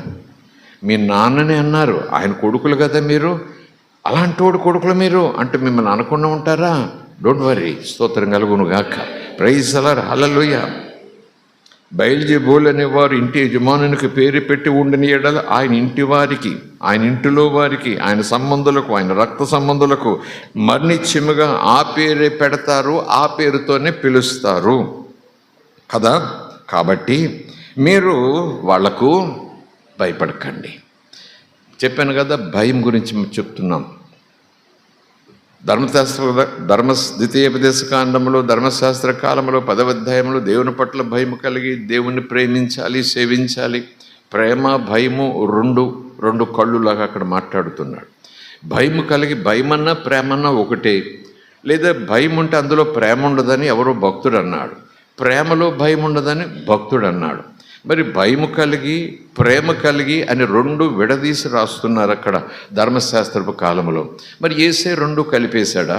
యేసయ్య కృప కదా, యేసయ్య ప్రేమ స్వరూపి కదా, యేసయ్య దయ కదా, ఆయన భయాన్ని దగ్గరికి రానివ్వడు కదా. భయపడొద్దని తుఫాను చూసినా భయపడొద్దు అంటాడు, దెయ్యాలు చూసినా భయపడొద్దు అంటాడు. ఎలా తినాలరా, ఏం కట్టుకోవాలరా అంటే ఏం భయపడొద్దు, తండ్రి మిమ్మల్ని పోషిస్తాడంటాడు. స్తోత్రం కలుగును గాక. ప్రైజ్ ది లార్డ్, హల్లెలూయా. కూతురు చచ్చిపోతుందయ్యా అని తీసుకెళ్తా ఉంటే, నీ కూతురు చచ్చిపోయిందని సమాచారం ఎదురొస్తే కృంగిపోయి హార్ట్ అటాక్ వచ్చినంత పని ఆయనకైతే భయపడకద్దంటాడు. ఎక్కడ చూసినా భయమొద్దు భయమొద్దు భయమొద్దు భయమొద్దని యేసుప్రభు చెబుతూ ప్రేమ ప్రేమ ప్రేమ అంటూ ఆశీర్వాదాలు, వాగ్దానాలు, దీవెనలు విరివిగా కుమ్మరించే ఆ యేసయ్య భయపడమని చెప్తాడా? భయపడమని చెప్తాడా? స్తోత్రం కలుగునుగాక. యేసయ్య కృపాకాలం కదండి, నూతన నిబంధన కాలం కదండి, పాత నిబంధన ధర్మశాస్త్రం భయం, ప్రేమ. ఇప్పుడు భయం పోయింది, ప్రేమ ఒకటే. ఎవరన్నారా మాట? ఎవరు అన్నట్టుగా అలాగనుకుంటూ ముందుకు సాగిపోతే ప్రమాదం. కనుక నీళ్ళు వచ్చినాలు మనం చూద్దాం. శిష్యుడు బోధకుని కంటే అది కూడా కాదన్నట్టుగా 24 వచనం నుంచి ప్రారంభించి 20వ వచనం నుంచి, కాబట్టి మీరు వారికి భయపడకండి. ఏమంటున్నారు, ఎలాగ అవమానిస్తున్నారు, ఆ సన్నివేశం, ఆ వ్యక్తులు, ఆ తిట్లు, దాన్ని పక్కబెట్టిన భయం గురించి నేను హైలైట్ చేస్తున్నాను. అక్కడ భయము ప్రేమ అన్నారు యెహోవా. ఇక్కడ యేసు ప్రభు ముందు చెప్పిన మాట చదువుకున్నాం కదా 22వ అధ్యాయంలో, పూర్ణ హృదయంతో పూర్ణాత్మతో ఆ ధర్మశాస్త్రోపదేశం చెప్పిన మాట ప్రేమ ప్రేమ ప్రేమ, సేవ ప్రేమ. మరి అక్కడ కూడా ప్రభు ప్రేమ అన్నారు కదండి, భయం గురించి మాట్లాడలేదంటే అందుకే కాస్త వెనక పక్క రమ్మని యేసు ప్రభు చెప్పారు లేదా? భయం గురించి చెప్పారు. ఒక భయం ఉండాలన్నారు, ఒక భయము ఉండకూడదన్నారు. ఒక భయం ఉండొచ్చట, ఉండి తీరాల్సిందట. మరొక భయము అసలు ఉండటానికి వీల్లేదట. స్తోత్రం కలుగునుగాక. ఈ ఉండవలసిన భయం ఏంటి, ఉండకూడని భయం ఏంటి? రెండు మనకు ఇంపార్టెంటే. ఒకవేళ అపొస్తలులో నుంచి ఆ మాటలు వస్తే ఎవరికి తోచింది వాళ్ళు బోధిస్తున్నారండి. పేతురయ్య గారు ఇలాగంటారు, మత్తయ్య గారు ఇలాగంటారు, యోహాను గారు ఇలాగంటారు, తోమ గారు ఇలాగంటారు. యేసు విషయం ఏంటో నాకు కావాలండి. ఈయనేమో భయపడొద్దంటాడు, ఆయనేమో భయపడమంటాడు. అసలు యేసేమంటాడు అంటే భయపడమంటున్నాడు, భయపడొద్దు అంటున్నాడు. కన్ఫ్యూజన్ కాదు. భయపడవలసిన విషయం ఉంది, భయం ఉండకూడవలసిన విషయం ఉంది. ఎందుకు ఈ మాటలు చెప్తున్నానంటే సంఘానికి, మీకు, నాకు ఈ చివరి దినాల్లో ఆ విషయం, ఆ లోతు అంశం అర్థం కాకపోతే భయపడవలసిన దానికి మనం భయం లేకుండా జీవిస్తాం. భయపడకూడని వాటికి మనం వణికిపోతూ, భయపడిపోతూ, బేలగా గుండెలు బాదుకుంటూ వీధుల్లో పరిగెడతాం. కనుకనే తెలియాలి దేనికి భయపడాలి, ఎవరికి భయపడాలి, ఎప్పుడు భయపడాలి, ఎందుకు భయపడాలి. రెండవది, దేనికి భయపడకూడదు, ఎప్పుడు భయపడకూడదు, ఎవరికి భయపడకూడదు, ఎందుకు భయపడకూడదు. స్తోత్రం కలుగునుగాక. భయపడొద్దు అనే పాటలు, మాటలు, ప్రార్థనలు ఉండొచ్చు. కానీ ప్రభు భయం కలిగి ఉండమని చెప్పినప్పుడు మరి దాన్ని ఇది ప్రభువే మాట్లాడేనా? లేదు, ప్రభు భయపడొద్దనే చెప్తాడు. 200 రిఫరెన్సులు తెలుసు నాకు భయపడొద్దని చెప్పిన మాట. 200 ఏంటండి బాబు, 300 ఉన్నాయి భయపడొద్దు అని వేరే అర్థాలతో భయపడొద్దని చెప్పిన మాట. కలవర పడకండి, బెంబేలు పడకండి, కృంగిపోకండి, మీ హృదయాలను పరచకండి. ఇవన్నీ కూడా భయపడొద్దని చెప్పిన మాటలే. భయపడమని ఎక్కడ చెప్పాడు? అసలు భయమొద్దని ఆయన ఒక పక్కన మొత్తుకుంటుంటే మీరేంటి కొత్త బోధిస్తారు? యేసుప్రభు భయపడమని చెప్పాడని. నేనంటాను భయపడమని చెప్పాడు, భయపడొద్దని చెప్పాడు. భయపడొద్దన్న మాటలు 1,00,000 చెప్పాడు అనుకుందాం. భయపడండి అని చెప్పిన మాట ఒకసారి చెప్పాడు అనుకుందాం. హలో, ఇక్కడ ఉన్నారా? స్తోత్రం కలుగునుగాక. భయపడొద్దని చెప్పిన మాటలు, వాగ్దానాలు 1,00,000 ఉన్నాయి అనుకుందాం. రెఫరెన్స్లు యేసుప్రభు ద్వారా అనుకోండి. యేసుప్రభు 1-2 మాత్రం చెప్పాడు భయపడండి అని. ఆ 2 మాటలు భయపడన్నాడు. ఏ మాట కొట్టేయాలి? 2 సార్లు చెప్పాడు కదా అని ఆఫ్టర్ ఆల్ అని తీసేద్దామా? ఈ భయపడొద్దు అని చెప్పిన మాటలు 1,00,000 సార్లు చెప్పారు కాబట్టి ఇదే మనం పట్టించుకుందాం. దీనికి మనం విలువిద్దాం. 1, 2, 20,00,000 వాగ్దానాలు భయపడొద్దని. ఆయనే చెప్పాడు. ఏమని? భయం కలిగి ఉండండి అని 2 సార్లు చెప్పాడు. After all no way. అలాంటి లెక్కల భక్తి మనం చేయకూడదు. ఆయన 1,00,000 మాటలు చెప్పినా ఇలాగునా, ఒక్క మాట ఇలా చెప్పినా ఒకటే దేవుడు, ఒకే మాట. స్తోత్రం కలుగునుగాక. ప్రైజ్ ది లార్డ్, హల్లెలూయా. సంఘానికి, మీకు, నాకు కావలసినవన్నీ ఈ 1,00,000 వచనాలు, వాగ్దానాలు, ఆశీర్వాదాలు, దీవెనలు, ధన్యతలు. కానీ ఈ ఒక్కటి లేనప్పుడు ఇవన్నీ కూడా ఆవిరైపోతాయి. ఈ ఒక్కటి మనం కలిగి లేకపోతే ఇవన్నీ కూడా ఆవిరిలాగే ఇలా పట్టుకుంటే ఏం దొరకవు. ఆశీర్వాదాలన్నీ మన ముందు అబద్ధములు అన్నట్టుగా అయిపోతాయి. ఎందుకంటే ఈ భయభక్తులు కలిగి ఉన్నందువల్ల, ఆయన మార్గంలోకి వెళ్ళటం వల్ల, ఆయన మీద విశ్వాసం ఉంచటం వల్ల ఇవన్నీ మనకు సొంతమైపోయాయి. స్తోత్రం కలుగునుగాక. Praise the Lord. హల్లెలూయా.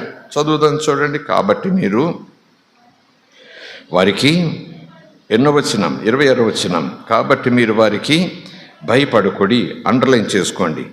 మరుగైనదేదియు బయలుపరచబడకపోదు. ఈరోజు కాకపోయినా రేపైనా, రేపు కాకపోతే సంవత్సరం చివరిలో అయినా మరుగైనదేది కూడా బయటికి రాకుండా పోదు.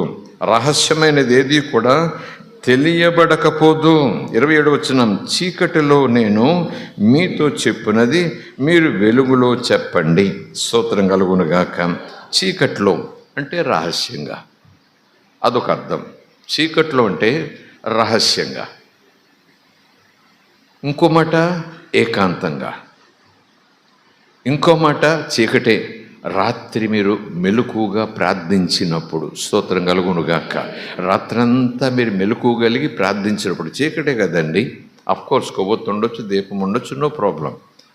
కానీ అంటే ఆ మాటకు అర్థాన్ని మనం ఆలోచన చేసుకుంటూ సత్యాన్ని కొంచెం స్వీకరించడానికి ప్రయత్నం చేస్తున్నాం. ఏమో ఇంకెలాగెలాగ ఈ మాటను దైవజనులు తర్జుమా చేస్తారు, ఆ భావాన్ని వివరించి చెప్తారేమో. కానీ ఈరోజు ఈ నిమిషంలో మీరు నేను కలిసి ఇలా అనుకోవటానికి ప్రయత్నం చేద్దాం. చీకటి, ఒంటరిగా మీరు ప్రార్థన చేసేటప్పుడు రహస్యంగా గదిలోనికి వెళ్ళిపోండి. స్తోత్రం కలుగునుగాక.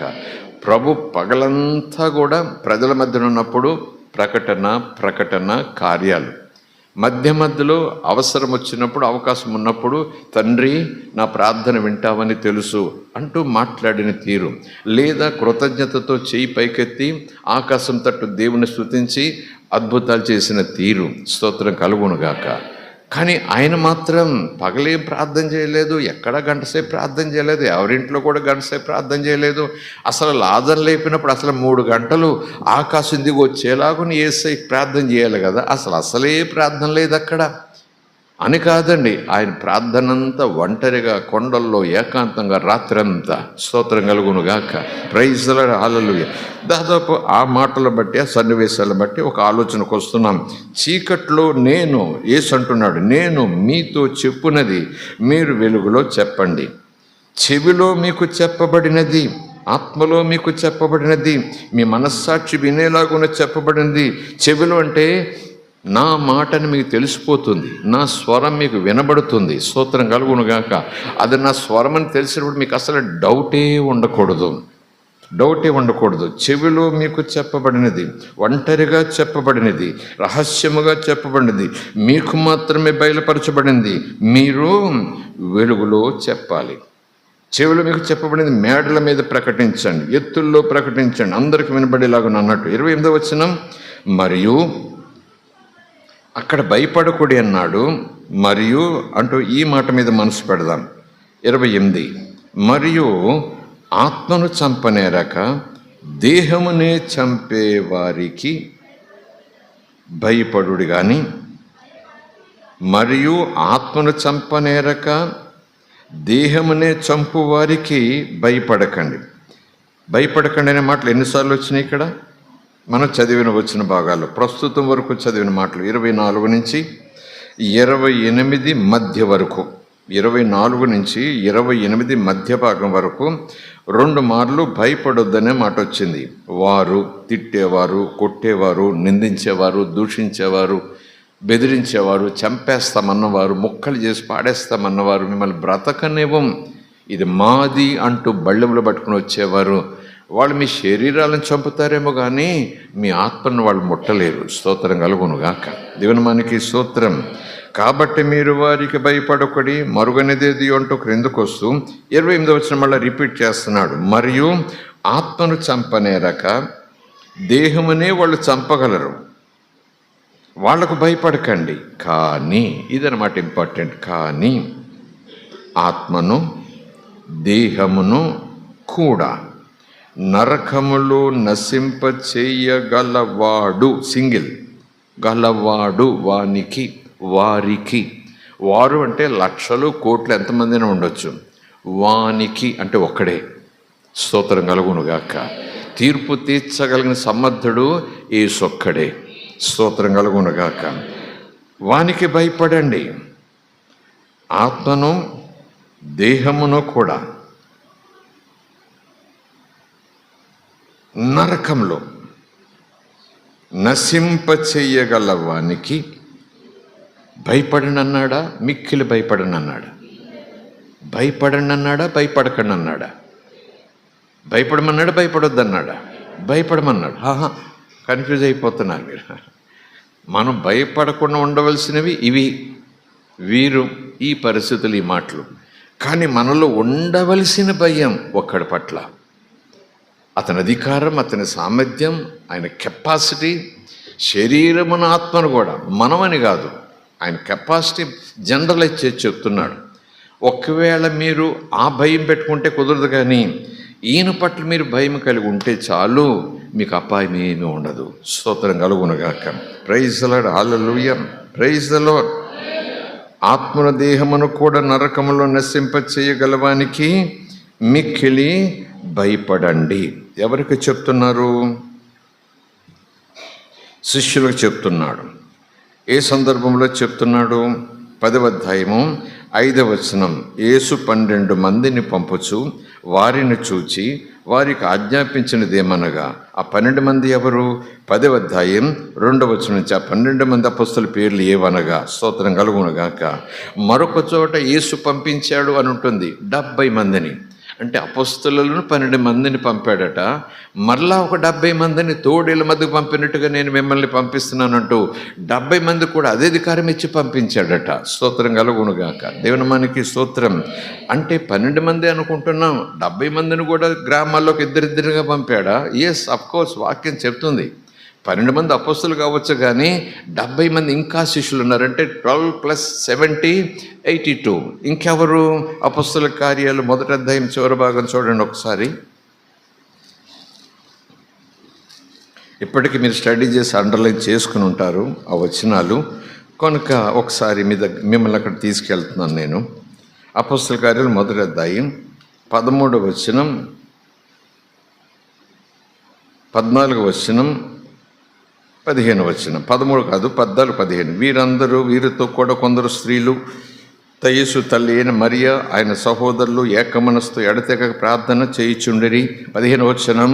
ఆ కాలమందు ఆ గదిలో వారు ఎంతమంది అంటే, ఆ కాలమందు ఆ స్థలములో ఎడతెగక ప్రార్థన చేసిన స్త్రీలు పురుషులు ఎంతమంది అంటే, ఆ కాలమందు ఇంచుమించు 120 మంది సహోదరులు కూడి ఉన్నారు. స్తోత్రం కలుగునుగాక. శిష్యులు కాదు, సహోదరులు. ఈ 120 మందిలో ఎంతమంది ఉన్నారు? 120 మందిలో 12 మంది అపొస్తలులు ఉన్నారు. బహుశా 70 మంది శిష్యులు ఉన్నారు. 70 + 12 82. ఇంకా ఇదిగో స్త్రీలు, ఇంకా కొంతమంది సహోదరులు. Of course, praise the Lord. హల్లెలూయా. కనుక శిష్యుల్లో పంపాడు, 12 మందిని పంపాడంటే మరొక చోట ఉంది 70 మందిని కూడా అదే మాటిచ్చి పంపించాడు, ఇద్దరిద్దరుగా. ఎక్కడ ఉండాలి, ఏ ఇంట్లో ఉండాలి, ఎక్కడ దులిపేసుకుని వచ్చేసేయాలి, ఏం పట్టుకెళ్ళాలి, ఎన్ని పట్టుకెళ్ళాలి, అన్ని శిష్యులు 70 మంది కూడా చెప్పాడు. శిష్యులు అనగానే 12 అంటూ అక్కడే గరిగేసుకుంటే మరొక చోట అబద్ధం అయిపోతుంది. ఎంతమంది ఆ మేడ గదిలో కూర్చున్నారంటే 12 మంది కాదు కదా, 70 మందా? పోనీ అనుకుందాం, కాదు కదా, 120 మంది. స్తోత్రం కలుగునుగాక. అలాగని చూసుకుంటూ పోతే 12 కాదు, 82 కాదు, 120 కాదు, ఇంకా చాలామంది ఉండే ఉంటారు బహుశా. స్తోత్రం కలుగునుగాక. సో ఈ మాటలు శిష్యులకు చెప్తున్నాడు, చాలామందికి చెప్తున్నాడు. ఈ మాటలు ఈరోజు మనకు కూడా చెప్తున్నాడు. ఏమంటున్నాడు? ఆత్మను దేహమును కూడా నరకములో నశింపచేయగలవానికి శిష్యులకు చెప్తున్నాడు. 12 మందా, 70 మందా, 120 మందా, 1000 మందా? రక్షణ పొందిన వారందరూ శిష్యులు అవ్వాల్సిందే కదా, విశ్వాసులందరూ కూడా ఆయన వెనకాల నడవాల్సిందే కదా. ఎందరికైతే మీరు సువార్త చెబుతారో, ఎందరైతే నా నామందు విశ్వాసం ఉంచుతారో వారందరికీ తండ్రి యొక్కయు కుమారుని యొక్కయు పరిశుద్ధాత్మ యొక్క నామములు మీరు బాప్తిస్మం ఇచ్చుచూ, నేను మీకు ఏ ఏ సంగతులైతే ఉపదేశం చేశానో ఆచరించమని, అనుసరించమని అవన్నీ కూడా వారికి మీరు ఉపదేశం చేసి ఆచరింపచేయండి. అలాగున నాకు శిష్యులుగా తయారు చేయండి. స్తోత్రం కలుగునుగాక. కనుక చాలామంది శిష్యులు, ఇదిగో మనం కూడా శిష్యులమే. కనుక వారికి పిరికి మందు పోస్తున్నాడా యేసు ప్రభు? భయపడొద్దు భయపడొద్దు భయపడొద్దని ఎన్నో రకాలుగా వాళ్ళు ధైర్యం చెప్పేసిన ఆయన ఎంత పిరికోళ్ళు అయితే ఎలాగా, ఈ చిన్నదానికి భయపడిపోతే ఎలాగా, తుఫాను భయపడిపోతే ఎలాగా అని చెప్పిన ఆయన ఇదేం భయం పెడుతున్నాడు వాళ్ళకి? 12 మందా కావచ్చు, 70 మందా కావచ్చు, 120 మందా, ఓకే అనుకుందాం, స్తోత్రం కలుగునుగాక. మరి ఏం పెడుతున్నాడు? పిరికి మందు పోస్తున్నాడా? ఇదేం బోధ? ఏమి నచ్చలేదండి ఈ సంఘంలో. యేసు ప్రభు బోధ భయపడమంటే చెప్తున్నారా పాస్టర్ గారు? దేవుని పట్ల భయం కలిగి ఉండాలమ్మని చెప్తున్నారు. దేవుని పట్ల భయం కలిగి ఉండటం అంటే ఇది ఇలాగ ఉండాలని చెప్తున్నారు. ఇక్కడ సంఘంలో ఎంత బాగుంటుందో, ఎప్పుడు ఉయ్యాల్లో కూర్చొని పెట్టే బోధ, ఎప్పుడు నాపీలు కట్టే బోధ, ఎప్పుడు పాలపీకలు నోట్లో పెట్టే బోధ, ఎప్పుడు కూడా నిద్రపోతాం, ఉయ్యాల్లో ఊపుతారా మా పాస్టర్ గారు? జోలమ్మ లాలి యేసు ప్రభు జోలపాటు పాడుతుంటాడు. ప్రభు యొక్క మాట కేవలము ఉయ్యాల్లో ఊపులు కాదండి. ఉరుములు మెరుపులు వచ్చినప్పుడు భయపడాలి. కానీ ఒకవేళ ఆ దేవుని పట్ల ఉయ్యాల్లో పెట్టి ఊపుతాడు కదా అని చెప్పేసి నేను ఏదో చేస్తానంటే కుదరదట. దేవుని పట్ల గౌరవం కలిగి ఉండు, స్తోత్రం కలుగునుగాక. ప్రైజ్ ది లార్డ్, హల్లెలూయా. మీరు దేనికి భయపడాలి? మీరు మిక్కిలి అంటున్నాడు చూడండి. మిక్కిలిని ఎందుకు రాయించావయ్యా? భయపడండి అని చెప్తే సరిపదా? మీరు మిక్కిలి భయపడండి. ఈ భయం కాదు మీకు ఉండాల్సింది, ఈ భయం ఉండాలి. నేను ఇందాక చెప్పాను కదా, మనకు ఉండే భయం రివర్స్. అందరికీ భయపడతాం, ఈయనకి భయపడం. అందరి మాటలకు భయపడతాం, ఈయన మాటకు భయపడం. అందరి మాటలు విని సరే సరే సరే అంటూ వాక్యానికి విరుద్ధంగా అన్నా అలా పోతాం. ఈయన మాటకు అస్సలు భయపడం. భక్తి చేస్తాం సుమా, రోజు ఉదయం చదువుతాం, మధ్యాహ్నం చదువుతాం, రాత్రి చదువుతాం. దేవుని మాట, ఆహా నువ్వు మాట్లాడితే బ్రతుకుతాను, జారిపోకుండా కాపాడతావు, నీ మాట నేను బ్రతికిస్తుంది అంటూ పాట పాడతాను, ప్రార్థన చేస్తాను. కానీ ప్రభు అంటాడు మాట వినటం కాదు, దాన్ని అనుసరించాలి కదా. ఎవరు అనుసరించాలి? శిష్యులు అనుసరిస్తారు కదా. అనుసరించాలనుకుంటున్నాను, అనుసరించే ఆ కెపాసిటీ లేకపోతే ఆత్రత నాలో కలగటలేదు.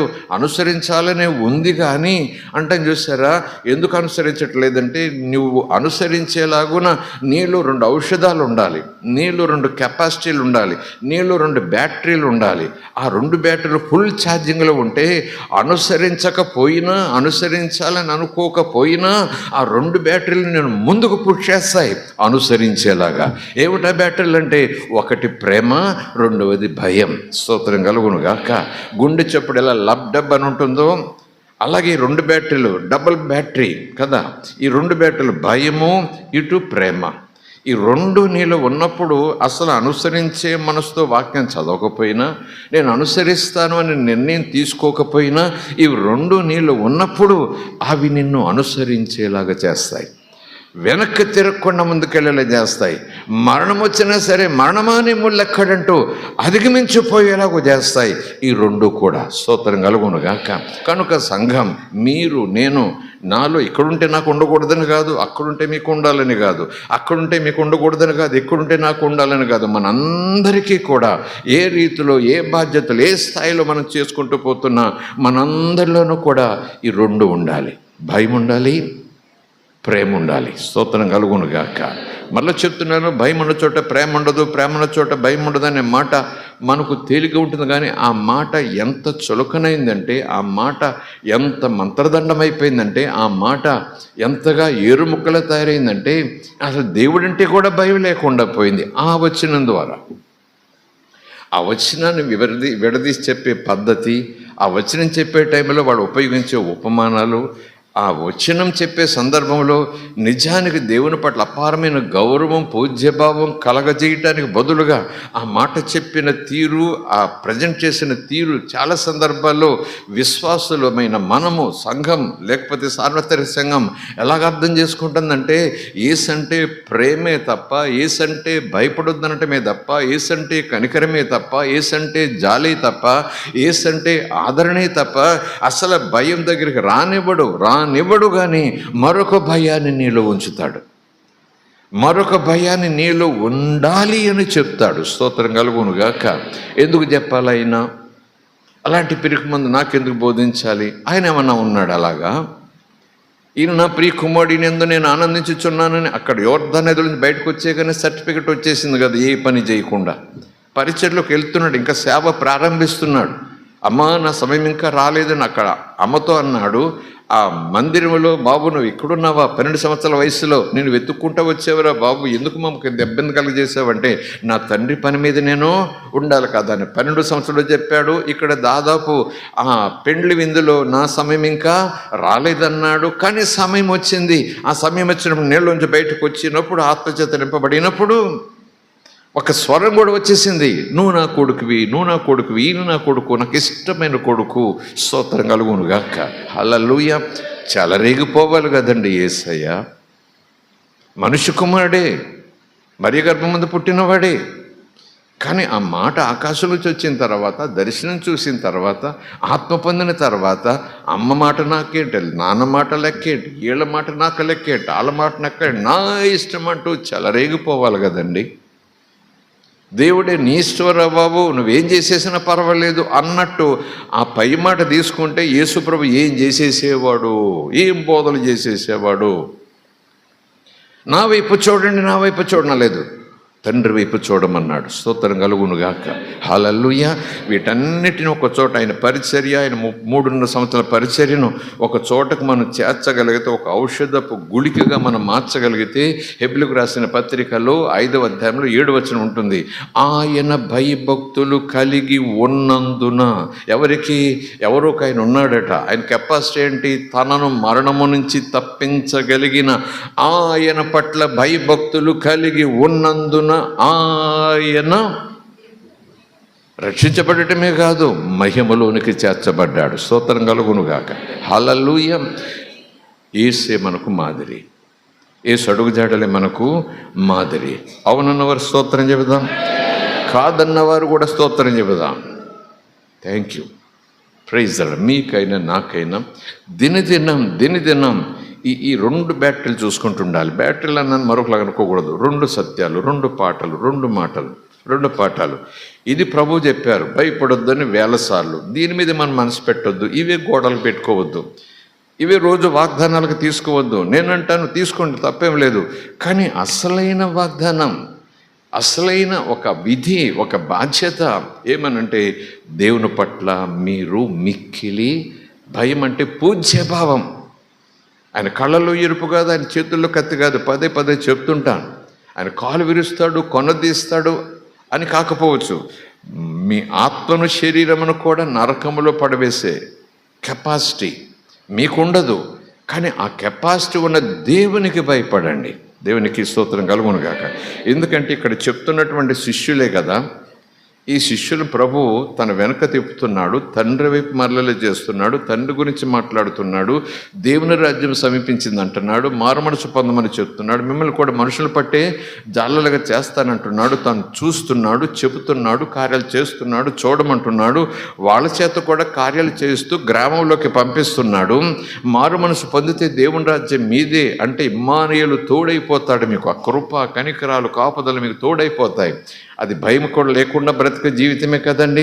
అలాంటి సందర్భంలో మీ శరీరం, మీ ఆత్మను నరకములో పడేసే కెపాసిటీ దేవునికి ఉంది అన్నట్టుగా ఆ మాట చదువుకోకుండా, మనిషి యొక్క మానవమాత్రుడి యొక్క శరీరము, ఆత్మ కూడా నరకములో పడవేయగల అధికారము, ఆ కెపాసిటీ ఒక ఆయనకు ఉంది. కానీ మీరు మారు మనసు పొందారు, పాపక్షమాపణ పొందారు, నన్ను వెంబడిస్తున్నారు. ఇది మీకు జరగదు, ఇది మీకు ఉండదు. కానీ మీరు ఏ తాత్పర్యంతో ఉండాలంటే, అమ్మో పడతామని కాదు, అమ్మో ఆయన ఏదో నరకలు పడేస్తాడని కాదు, అంతటి కెపాసిటీ కలిగిన దేవునికి నేను భయపడుద్దా. స్తోత్రం కలుగును గాక. హల్లెలూయా. Praise the Lord. హల్లెలూయా. దేవుని మనకి స్తోత్రం. ఆ తాత్పర్యంతో మనము మాటలు చూడటానికి ప్రయత్నం చేయాలి. క్రైస్తవ జీవితానికి ఇందాక నేను చెప్పినట్టుగా, ఇంతకుముందు నేను చెప్పినట్టుగా, మీకైనా నాకైనా పరిశుద్ధాత్ముడు ఈరోజు భుజం తట్టి చెబుతున్న మాట, క్రీస్తు నామం పేరట దేవునికి మహిమిస్తున్నామని ఆ చెప్పే పేరట, ఇవి దేవుని కోసం కార్యాలే అని చెప్పే పేరట చాలా అక్రమాలు జరిగిపోతున్నాయి. వేదికల మీద జరిగిపోతున్నాయి, దైవజనుల ద్వారా కూడా జరిగిపోతూ ఉండొచ్చు.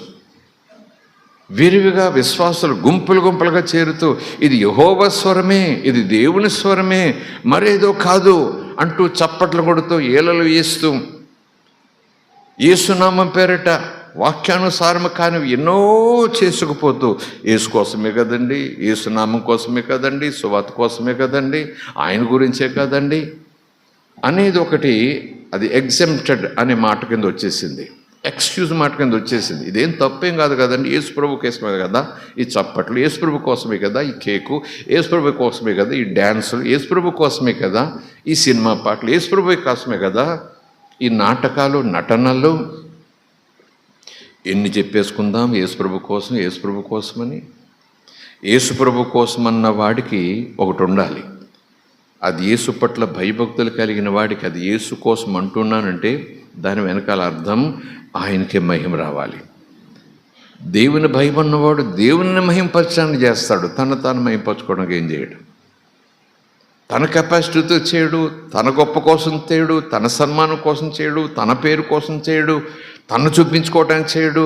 ఆయన మరుగైపోతాడు. యేసును కేంద్ర బిందువుగా తీసుకొస్తాడు, వాక్యాన్ని కేంద్ర బిందువుగా తీసుకొస్తాడు, సువార్తను కేంద్ర బిందువుగా తీసుకొస్తాడు. దేవుని పట్ల ప్రేమ భయము కలిగి ఉండాలని తాత్పర్యం వచ్చేలాగున ఒక ఉపదేశకుని పిలిచి ఉపదేశం చేయిస్తాడు.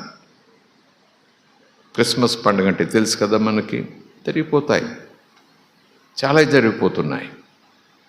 అసలు దేవుని యొక్క వాక్యం ఆ చెప్పే దైవజనుడు స్పెషల్గా పిలుచుకుంటారు, క్యాన్వాస్ కింద చేసుకుంటారు. ఫలానా అంతర్జాతీయ దైవజనుడు వస్తున్నాడు అంటారు, ఆయన కూడా ప్రార్థనాపూర్వకంగా వస్తారు అనుకోండి కాసేపు. ఆ ముందు నుంచి అలా కార్యక్రమాలన్నీ జరుగుతూ 9:30, 10 అప్పుడు దైవజనుడు వాక్యం చెప్తారంటారు. ఆ కేరింతలు, ఆ కోటాలు, ఆ బొడుగులు, ఆ ఎర్రబట్టలు వేసుకున్న తాతలు, ఏ తాతలాళ్ళు, ఆ తాత పేరు కూడా క్రిస్మస్ తాతే, శాంటాక్లాజ్ అని ఒకళ్ళు అంటారు, ఇంకెవరు లేదు ఒకళ్ళు అంటారు, ఎవడిష్టం వాళ్ళు. జేబులు సాకెట్లు వేసుకొని తిరుగుతూ, సర్కస్లో బఫోను, అక్కడ కార్యక్రమాలు జరుగుతుంటే ఆ ఉయ్యాల్లో జరుగుతుంటాయి, ఆ రింగుల్లో జరుగుతుంటాయి, చాలా చాలా శ్రేష్టమైన జరుగుతుంటాయి. వీడు మాత్రం ఏం చేస్తుంటాడు చెప్పండి, ఆ రింగులో తిరుగుతూ నవ్విస్తూ ఉంటాడు. వాళ్ళేమో ప్రాణాంతకమైనటువంటి మొగ్గలు వేస్తూ ఉంటారు గాలిలో, జారిపోతే ఏమైపోతాడో, బొర్ర పగిలిపోద్దామన్నట్టు అంటుంటారు. మధ్యలో తిరుగుతూ వాడి పని నవ్వించడమే. ఆడు వస్త్రధారణది, జేబులో చాక్లెట్లు వేసుకుంటాడు, ఇలా పడేస్తూ ఉంటాడు. వాడు వెనకాల 10 మంది, వీడు వెనకాల 10 మంది, వాడు వెనకాల 10 మంది. పిల్లలు అనుకోండి కాసేపు. ఈరోజు ఈ దినాల్లో అలాగా శాంతాక్లాజ్ వెనకాల ఆ ఎర్రబట్టలు వేసుకున్న వాళ్ళు, తెల్లబట్టలు వేసుకున్న వాళ్ళు ఏమో తెలియదు కానీ, వాళ్ళ జేబుల్లో ఏం చాక్లెట్ ఉన్నాయో తెలియదు కానీ వాళ్ళ వెనకాలే పడతారు. ఆ వాక్యం అర్ధగంట చెప్పినా 20 నిమిషాలు చెప్పినా అస్సలు వాక్యానికి పిన్ డ్రాప్ సైలెన్స్ అస్సలు ఉండదు. వేదిక మీద దైవజనుల హడావిడి, కేకలు, సెల్ ఫోన్లు, సన్మానాలు, సాల్వల తెవాసీల, సాల్వలు కప్పుతారా తెవాసీలు కప్పుతున్నారా, ఆ బుకేలు, ఆ దండలు, ఆ చప్పట్లు, ఆ ఫోటోలు, వీడియోగ్రాఫులు, ఆ గ్రూప్ ఫోటోలు. Something is going on, something is missing. Is it not? Praise the Lord, హల్లెలూయా. దేవుని మనకి స్తోత్రం. తప్పు ఒప్పు తర్వాత, చేసుకోవాలి చేసుకోకూడదు తర్వాత, చేసుకుంటే ఎలా చేయాలో అవన్నీ ఉండనివ్వండి. ఒక సబ్జెక్ట్ తీసుకుంటే దైవజనులు చెప్తారు, ఏమో మన ఇష్టం మంది. కానీ అక్కడ ఎవరు కేంద్ర బిందువు అవ్వాలి, ఎవరి గురించి అది, అక్కడ ఏం చెప్పాలి, ఎవరికి చెప్పాలి, ఏం మాటలు చెప్పాలి. స్తోత్రం కలుగునుగాక, హల్లెలూయా.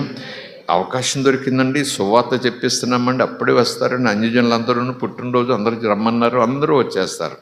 వచ్చినప్పుడు వాళ్ళకి ఏమందాలి, చక్కటి సువార్త అందాలి. దేవుని పట్ల భయం కలిగేలాంటి సువార్త, దేవుని పట్ల ప్రేమ కలిగేలాగా, దేవుని యొక్క ప్రేమను రుచి చూచే సువార్త, పాపమును ఒప్పింపచేసే సువార్త, దైవ ప్రత్యక్షతను చూపించే 10 నిమిషాల ప్రసంగం చాలు, అద్భుతాలు జరుగుతాయి. స్తోత్రం కలుగునుగాక, అద్భుతాలు జరుగుతాయి. స్తోత్రం కలుగునుగాక. పునాది, సంఘానికి పునాది, సంఘానికి పునాది వాక్యం, అంతేనా? సంఘానికి మూలరాయి యేసు, శిరస్సు యేసు, సంఘం శరీరం, ద్రాక్షవల్లి యేసు, సంఘం విశ్వాసులు తీగలం. స్తోత్రం కలుగునుగాక. సో పునాది, పునాదులు, పునాది అనే మాట యేసు పునాది గురించి మాట్లాడారు కదా, మూలరాయిని త్రోసివేస్తే అది తలకు మూలరాయి అయిపోయింది అని జనరల్ ప్రవచనం యేసుప్రభు గురించి. యేసుప్రభు కూడా ఆత్మీయ జీవితాన్ని కట్టుకోవటం గురించి మాట్లాడారు. ప్రభువా ప్రభువా అని నన్ను పిలవటం ఎందుకు, నా మాట మీరు వినాలి కదా, నా మాట విన్నవాడు ఎవడో చెప్తాను వినండి, నా మాట విననివాడు ఎలాగుంటాడో చెప్తాను వినండి, నా మాట వినేవాడు ఏం చేస్తాడో చెప్తాను వినండి, నా మాట వింటాడు కానీ మరేదో చేస్తాడు, వాడెలాగుంటాడో వినండి. యేసుప్రభు ఇంత క్లియర్గా కొన్ని ఫొటోస్, పిక్చర్స్ మన ముందు పెట్టేసి స్కాన్ చేసేసాడు. ఒక స్కానింగ్కి బుద్ధిహీనత అన్నాడు, ఒక స్కానింగ్కి బుద్ధిమంతుడు తెలివి అన్నాడు. ఇక్కడ ఒక వ్యక్తిని ఎగ్జాంపుల్ పెట్టాడు, ఇక్కడ ఒక వ్యక్తిని ఎగ్జాంపుల్ పెట్టాడు.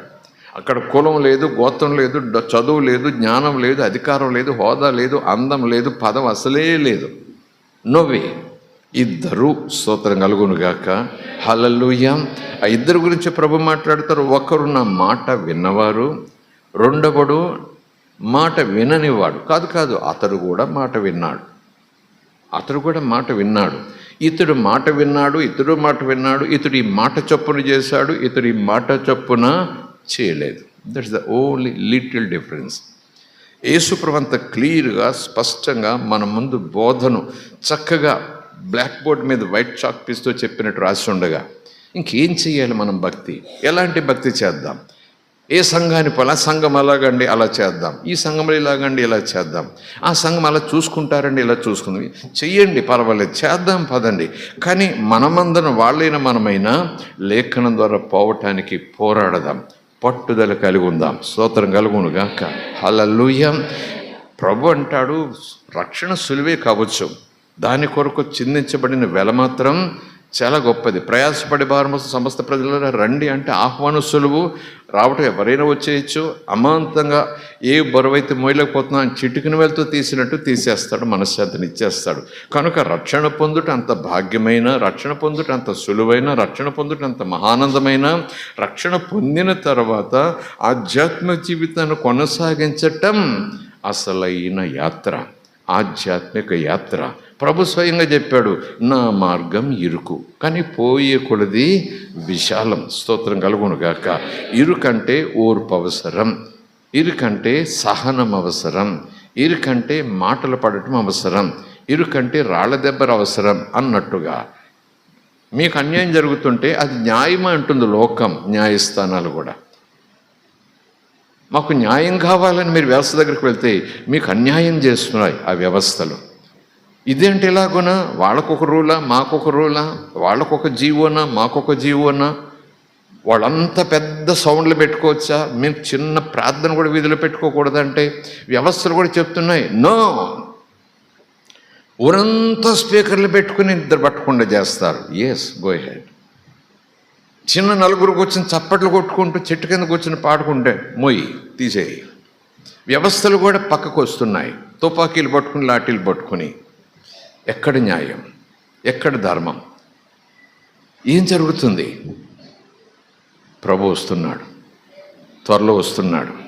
ప్రతిదానికి సమాధానం వచ్చేస్తుంది, ప్రతిదానికి సమాధానం వచ్చేస్తుంది, ప్రతిదానికి సమాధానం వచ్చేస్తుంది, ప్రతిదానికి సమాధానం వచ్చేస్తుంది. మన యేసు వాగ్దానం చేశాడు, నన్ను నమ్ముకున్న వారు సిగ్గుపడాల్సిన పని లేదు. సిగ్గుపడే పరిస్థితులు వచ్చిన సిగ్గుపడాల్సిన పని లేదు. తలెత్తుకుని తిరగండి. ప్రైజ్ ది లార్డ్, హల్లెలూయా. భయపడాల్సిన పని లేదు, కలవరపడాల్సిన పని లేదు. మీకు ఉండాల్సిన భయం అంతా కూడా భక్తి చేసే విధానంలో ఉండాలి. భయం. స్తోత్రం కలుగునుగాక. పునాది అంటున్నాను కదా, ప్రభు కూడా పునాది గురించి మాట్లాడాడు కదా. కీర్తనల భాగంలో అనుకుంటాను పునాది గురించి ఒక మాట. కీర్తనల భాగం 11వ కీర్తన అనుకుంటాను. కీర్తన అనొచ్చో పాట అనుకుంటాను. కొంచెం వివరాలు దైవజనులు కీర్తన దేన్ని అనాలి, కీర్తన కాదు దేన్ని అనాలి, మంచిది బాగా చెప్తుంటారు. 11వ కీర్తన ఒక మాట ఉంది, అది కూడా ఇంటర్ప్రిటేషన్, తర్జుమా, తాత్పర్యం, అవగాహన, వివరించే తీరు వేరే వేరేగా ఉండొచ్చు. కానీ ఎన్ని రకాలుగా వివరించినా చివరికి అవన్నీ ఎక్కడ చేరాలి చెప్పండి? క్రీస్తు సత్యం దగ్గరికి రావాల్సిందే. సత్యములో నుంచి బయటకు తీసుకువెళ్ళిపోయే మర్మం మనకు మరణమే. ఆ మరము నన్ను మరణమును తప్పించేదిగా ఉండాలి, కానీ మరణంలోకి లాక్కుపోయి మర్మాల వెనక మనం వెళ్ళకూడదు. మర్మాలు చెప్తారమ్మా, ఈయన 100 చెప్తా, ఆయన 200 చెప్తారు. రెండో ప్రసంగం 300, ఆయన రాత్రికి వస్తాడు, కనీసం 300 మర్మాలు చెప్తారు. నేనంటాను, ఆ మర్మాలు దేవునిలో నిన్ను బలపరచాలి. ఇంకా చెప్పాలి 2 మాటలు, ఆ మర్మాలు నీకు దేవుని పట్ల భయం పెంచేవిగా ఉండాలి, ఆ మర్మాలు నిన్ను దేవుని పట్ల ప్రేమ పెంచేవిగా ఉండాలి. ఇవి 2 జరగకుండా నిన్ను వెళ్ళినట్టుగా చెమట పట్టుకుని మళ్ళీ ఈశ్వరమంటూ వచ్చేలాగా 3000 మర్మాలు అయితే ఎందుకు, 30,000 మర్మాలు అయితే ఎందుకు? నీ పట్ల దేవుని పట్ల భయం కలిగించి, ప్రేమ కలిగించి, దేవుని పట్ల నేను చూసేలాగా చేసిన ఒక్క మర్మం చాలు, పరలోకం చేరిపోతాం మనం. స్తోత్రం కలుగును గాక. ప్రైజ్ ది లార్డ్, హల్లెలూయా. కీర్తన 11. ఆ వచనాన్ని అనేక రకాల అర్థం చేసుకోవచ్చని నేను చెప్పను, కానీ మామూలుగా ఉదాహరణకు 11వ కీర్తన 1వ వచనం నుంచి చదువుదాము. మన దృష్టి 3వ వచనం మీద పెడదాం. యెహోవా శరణు చొచ్చి ఉన్నాను, యెహోవా నీ శరణు కోరుకుని వచ్చాను. యెహోవా శరణుకు వచ్చి ఉన్నాను, శరణు చొచ్చి ఉన్నాను. పక్షివలే నీ కొండకు పారిపోము అని మీరు నాతో చెప్పుటయ్యేలా? దుష్టులు విల్లెక్కు పెట్టి ఉన్నారు, చీకటిలో యథార్థ హృదయాల మీద వేయుటకై తమ బాణములను వారి యందు నారియందు వింటి యందు సంధించి ఉన్నారు. ఎప్పుడైనా బాణం రావచ్చు, ఎప్పుడైనా గాయమవ్వచ్చు, ఎప్పుడైనా హతమైపోవచ్చు.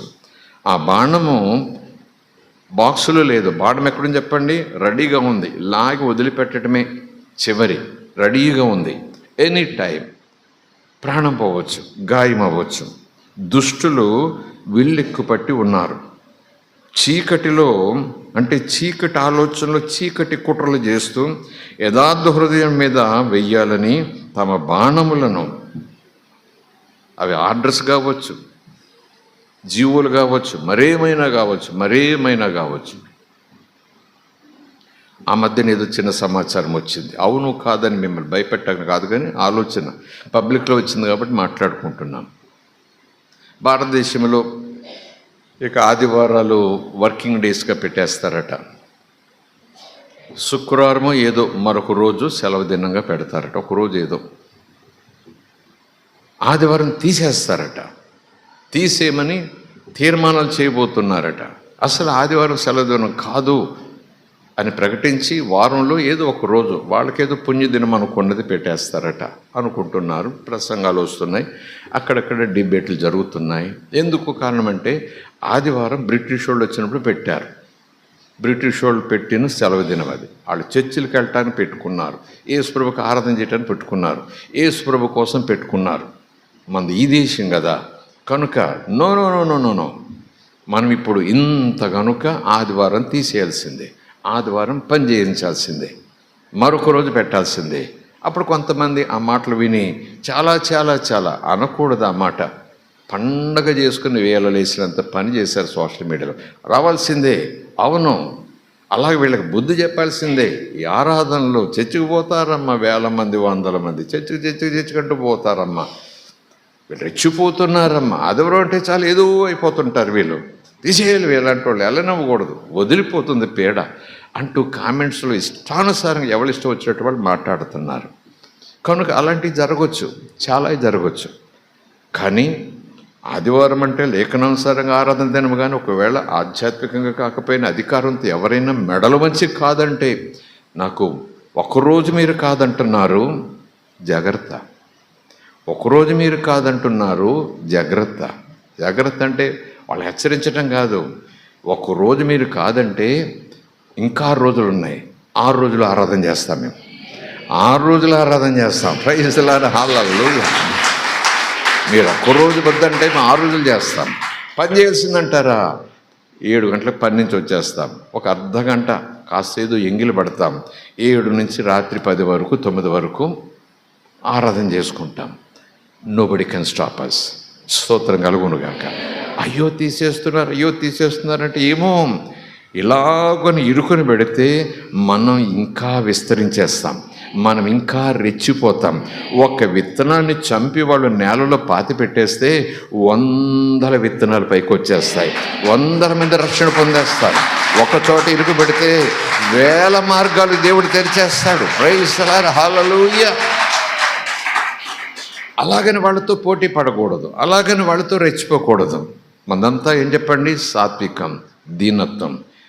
యేసుప్రభు బోధలు విని అందరూ పోయారు. ఇలాంటి పిరుకోడు, ఇలా పారిపోతాడు, ఇలాగంటాడు, అలాగంటాడు. చివరికి శిలువ మీద దిగు దేవుని కొడుకుపోయేటట్టు ప్రపంచం రెచ్చగొట్టేసింది.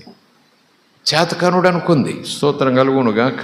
ఒకవేళ మీరు నేను ప్రభు తల వంచకపోతే చేతకానుడు అనుకుంటూ ఏమేమో బురదలు చల్లేసేయచ్చు. నో, నీ ప్రక్కన ఆయన ఉంటాడు. నీ కొరకు ఆయన నిలబెడతాడు, నిన్ను నిలబెడతాడు. స్తోత్రం కలుగునుగాక. హల్లెలూయా. ఎదుటివారిలో భయం పుట్టేలాగున కార్యాలు నీ ద్వారా చేస్తాడు. స్తోత్రం కలుగునుగాక. చిన్న సమాచారం, జరిగిన సంఘటన. ఈ మధ్య కాలంలోనూ సంవత్సరం లెక్కలేదు కానీ ట్రైన్ వెళ్తూ ఉంది. ఒక పెద్ద ఆయన, ముసలాయన ట్రైన్లో సువార్త ప్రకటిస్తున్నాడు. సూటు బూటు వేసుకోలేదు కానీ సామాన్యమైన ప్రయాణికుడిగానే ఉన్నాడు. పేదవానిగా ఉన్నాడు, సామాన్యమైన ప్రయాణికుడిగానే ఉన్నాడు. ఆయన ఆ ట్రైన్లో అలాగ కంపార్ట్మెంట్లో తిరుగుతూ యేసుని నమ్ముకోండి, యేసు ప్రభు సజీవుడు, ఆయన చచ్చిపోలేదు, మన పాపాల కోసం చనిపోయాడు, ఆయన సజీవుడు, ఇప్పటికీ బ్రతికే ఉన్నాడు, ఆయనంది పాప క్షమాపణ అంటూ ఆ కంపార్ట్మెంట్లో తిరుగుతూ మళ్ళీ వెనక్కి వస్తామంటే ఒక ఆమెకు బాగా కోపం వచ్చింది. ఇక్కడ ప్రకటిస్తావేంటి అని కేకలేసింది. ఒక నెట్టు నెట్టింది. కాస్త తూలేడు కానీ ముందుకెళ్ళిపోయాడు. కూర్చున్నాడు. కానీ పరిశుద్ధాత్మ లే మాట్లాడన్నాడు. లేచాడు. మళ్ళీ కంపార్ట్మెంట్ చివరికి వెళ్ళాడు. ట్రైన్ నడుస్తూనే ఉంది. అక్కడ నిలబడి మళ్ళీ అదే మాట. పెద్ద ప్రసంగాలు రెఫరెన్స్లు ఏం కాదు. యేసు సజీవుడు, బ్రతికే ఉన్నాడు, ఈరోజు మన మధ్యన ఉన్నాడు, మన పాపాలు ఒప్పుకుంటే మనకి క్షమాపణ, యేసు సజీవుడు అంటూ మళ్ళా వస్తున్నాడు. ఈమె మళ్ళా సీట్లోంచి లేచింది. చాలా కోపంతో లేచింది. ఏదేదో అన్నది. అయినా నిలబడ్డాడు ఆయన. అవునమ్మా నిజమా నేను చెప్పేది అన్నాడు. కాలు చెప్పు తీసింది. ఆ చెంప ఈ చెంప నిజంగా జరిగిందట. ఆ చెంప కట్టేస్తే జనం అదేంటమ్మా అని అనేవారు ఉన్నారు. కొంతమంది వింతగా చూస్తున్నారు. కొంతమంది అవును ఆవిడ చేసిన దాంట్లో తప్పేముంది అన్నట్టుగా చూస్తున్నారు. మరొకరు మేము చేయలేని పని ఆవిడ చేసింది అంటూ వాళ్ళ కళ్ళల్లో సన్మానం చూస్తున్నారేమో. టపటపటప చెప్పుతో కొట్టేసింది. ఎన్నిసార్లు చెప్పాలి నీకు ఈ కేకలు వేయొద్దని, చెప్పొద్దని అసలు అంటూ అలాగును కొట్టింది. అవమానం. ఆగాడు కాసేపు. అలా ముందుకెళ్ళాడు. మళ్ళీ పరిశుద్ధాత్మ అన్నాడు కంటిన్యూ. మళ్ళీ ఆ మూల నుంచి ఆగి దవడ చదురుకుంటూ కళ్ళజోడు మళ్ళీ సరి చేసుకుంటూ పెద్ద ఆయన ముసలాయన. యేసు సజీవుడు, మన పాపాలు క్షమిస్తాడు, మన పాపాలు ఒప్పుకుంటే క్షమాపణ, పరలోకం వెళ్తాము అంటూ మళ్ళా వస్తుంటే ఈవిడికి ఏం చేయాలో తెలియట్లేదు. ఇంకా దగ్గరికి వచ్చేసాడు. ఆమెకు తీవ్రంగా అలా ఇచ్చింది. ఇంకా చాలా మరి పీక పట్టుకుంటుంది ఏంటో తెలియదు. ఇక ఒక తీవ్రమైనటువంటి కోపంతో మీదకు రాబోతుండగా పక్కన ఒక పిల్లోడు ఉన్నాడు. మరీ చిన్న పిల్లోడు కాదు కానీ ఒక పిల్లోడు ఉన్నాడు. ఆ పిల్లోడు చటాన్ లేసి మమ్మీ ఆయన ఏం చేయకు, ఈయన్ని యేసుప్రభువే పంపాడు ఇక్కడికి అన్నాడట. ఆమె వెంటనే ఏడుస్తూ ఆ ముసలాయన కాళ్ళ మీద పడిపోయిందంట. అదేంటది అంత కొట్టినావిడ పిల్లోడు ఇలాగంటే అలా ఏడ్చేయటం ఏంటి, సువార్త ఏం లేదు కదా అంటే లేదు అక్కడ ఒకటి జరిగింది. ఎందుకంటే ఇంకా అతను ఏదో చేయాలని ప్రయత్నం చేస్తున్న ఆమెకు ఈ పిల్లోడు అడ్డొచ్చాడు. నిజానికి ఆ పిల్లోడు మమ్మీ యేసుప్రభువే ఆ వ్యక్తిని ఇక్కడ పంపాడు, ఈయన యేసుప్రభువు పంపాడు అందుకే వచ్చాడు అన్న పిల్లవాడట పుట్టుకతోనే మోగవాడట. ప్రైజ్ ది లార్డ్, హల్లెలూయా, గ్లోరీ.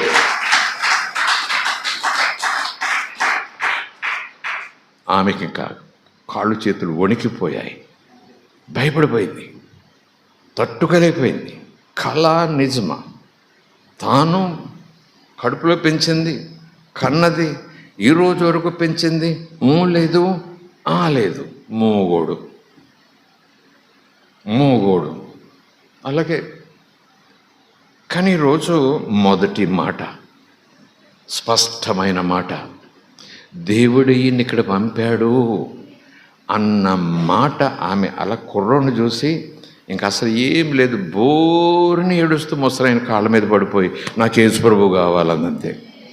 నేను అంటాను, దేవుడు అలాగున కార్యాలు చేయబోతున్నాడు. స్తోత్రం కలుగునుగాక.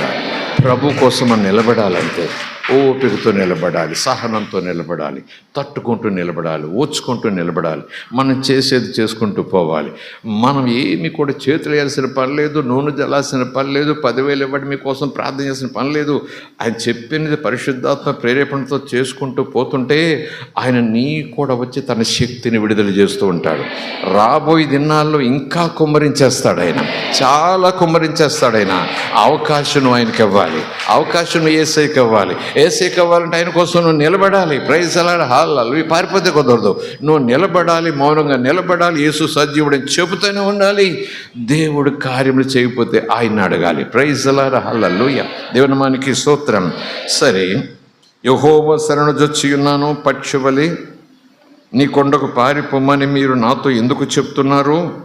దుష్టులు వెల్లెక్కు పెట్టి ఉన్నారు, చీకట్లో యథార్థ హృదయముల మీద వేయుటకై తమ బాణములను నారియందు సంధించి రెడీగా ఉన్నారు, సిద్ధంగా ఉన్నారు. అయినా 3వ వచనం, దైవజనులు దీన్ని అనేక కోణాల నుంచి సబ్జెక్ట్ని వివరించి చెప్తారు. కానీ ఇది ఈ కోణం నుంచి చూడొచ్చా వద్దా అని ఏమో కానీ ఒక మాటగా అలా పైపైన చూసి ఒక మాట అర్థం చేసుకుందాం. పునాదులు పాడైపోగా నీతిమంతులు ఏం చేయగలరు? ఏమట?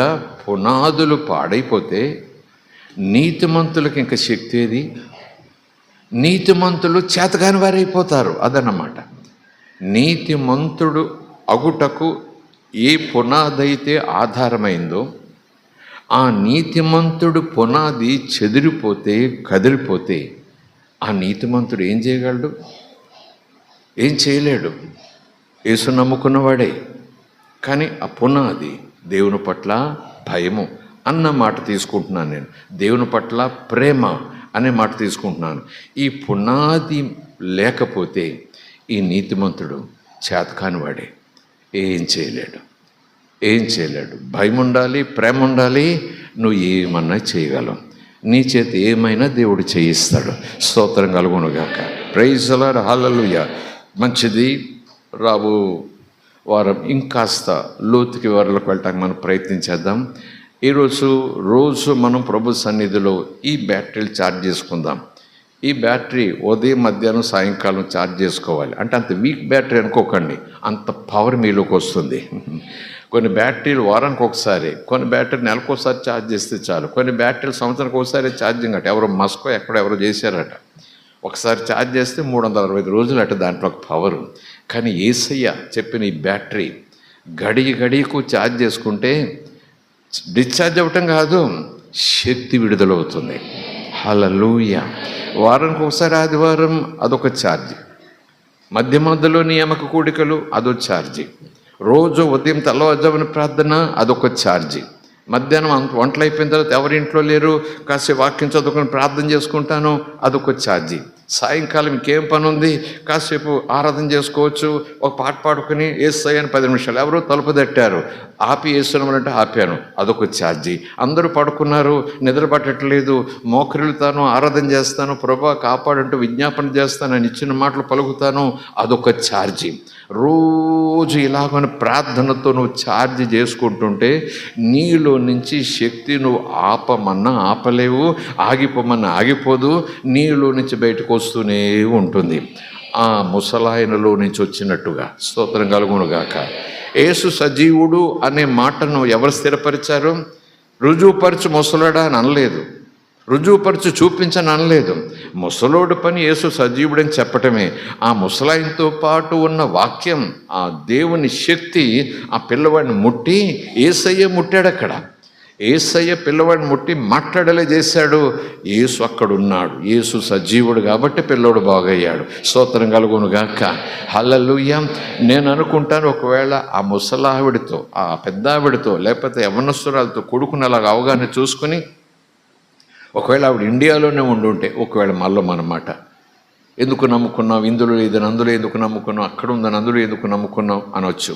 లేదా గర్భాపసి అంటూ అలా నమ్మేసుకోకూడదు, అలా వెళ్ళిపోకూడదు. ఏదో మాటలు వచ్చే దండం పెట్టుకో వచ్చేసి మళ్ళీ మా దాంట్లో వేసి పూజ చేసాడా, ఓకే దండం పెట్టుకో, కోట పెట్టి వెళ్ళిపో, మళ్ళీ మామూలుగా వచ్చేసాయి. గర్భాపసి అంటే నేనంటాను, అలాంటి ఆశ్చర్య కార్యం కళ్ళారా చూసి మనసారా స్వీకరించిన వ్యక్తి వెండి బంగారులు ఇస్తాను వెనక్కి వచ్చేమన్నా సరే ఒకే మాట అంటారు, నా ప్రాణం పోయినా సరే యేసుని పట్టుకుంటా, ఆయన సజీవుడు. Praise the Lord. హల్లెలూయా. ఆయన సజీవుడు. ఈరోజు నీకు నాకు కూడా అలాగే కార్యాలు చేయడానికి సిద్ధంగా ఉన్నాడు. ఆయన సజీవుడు.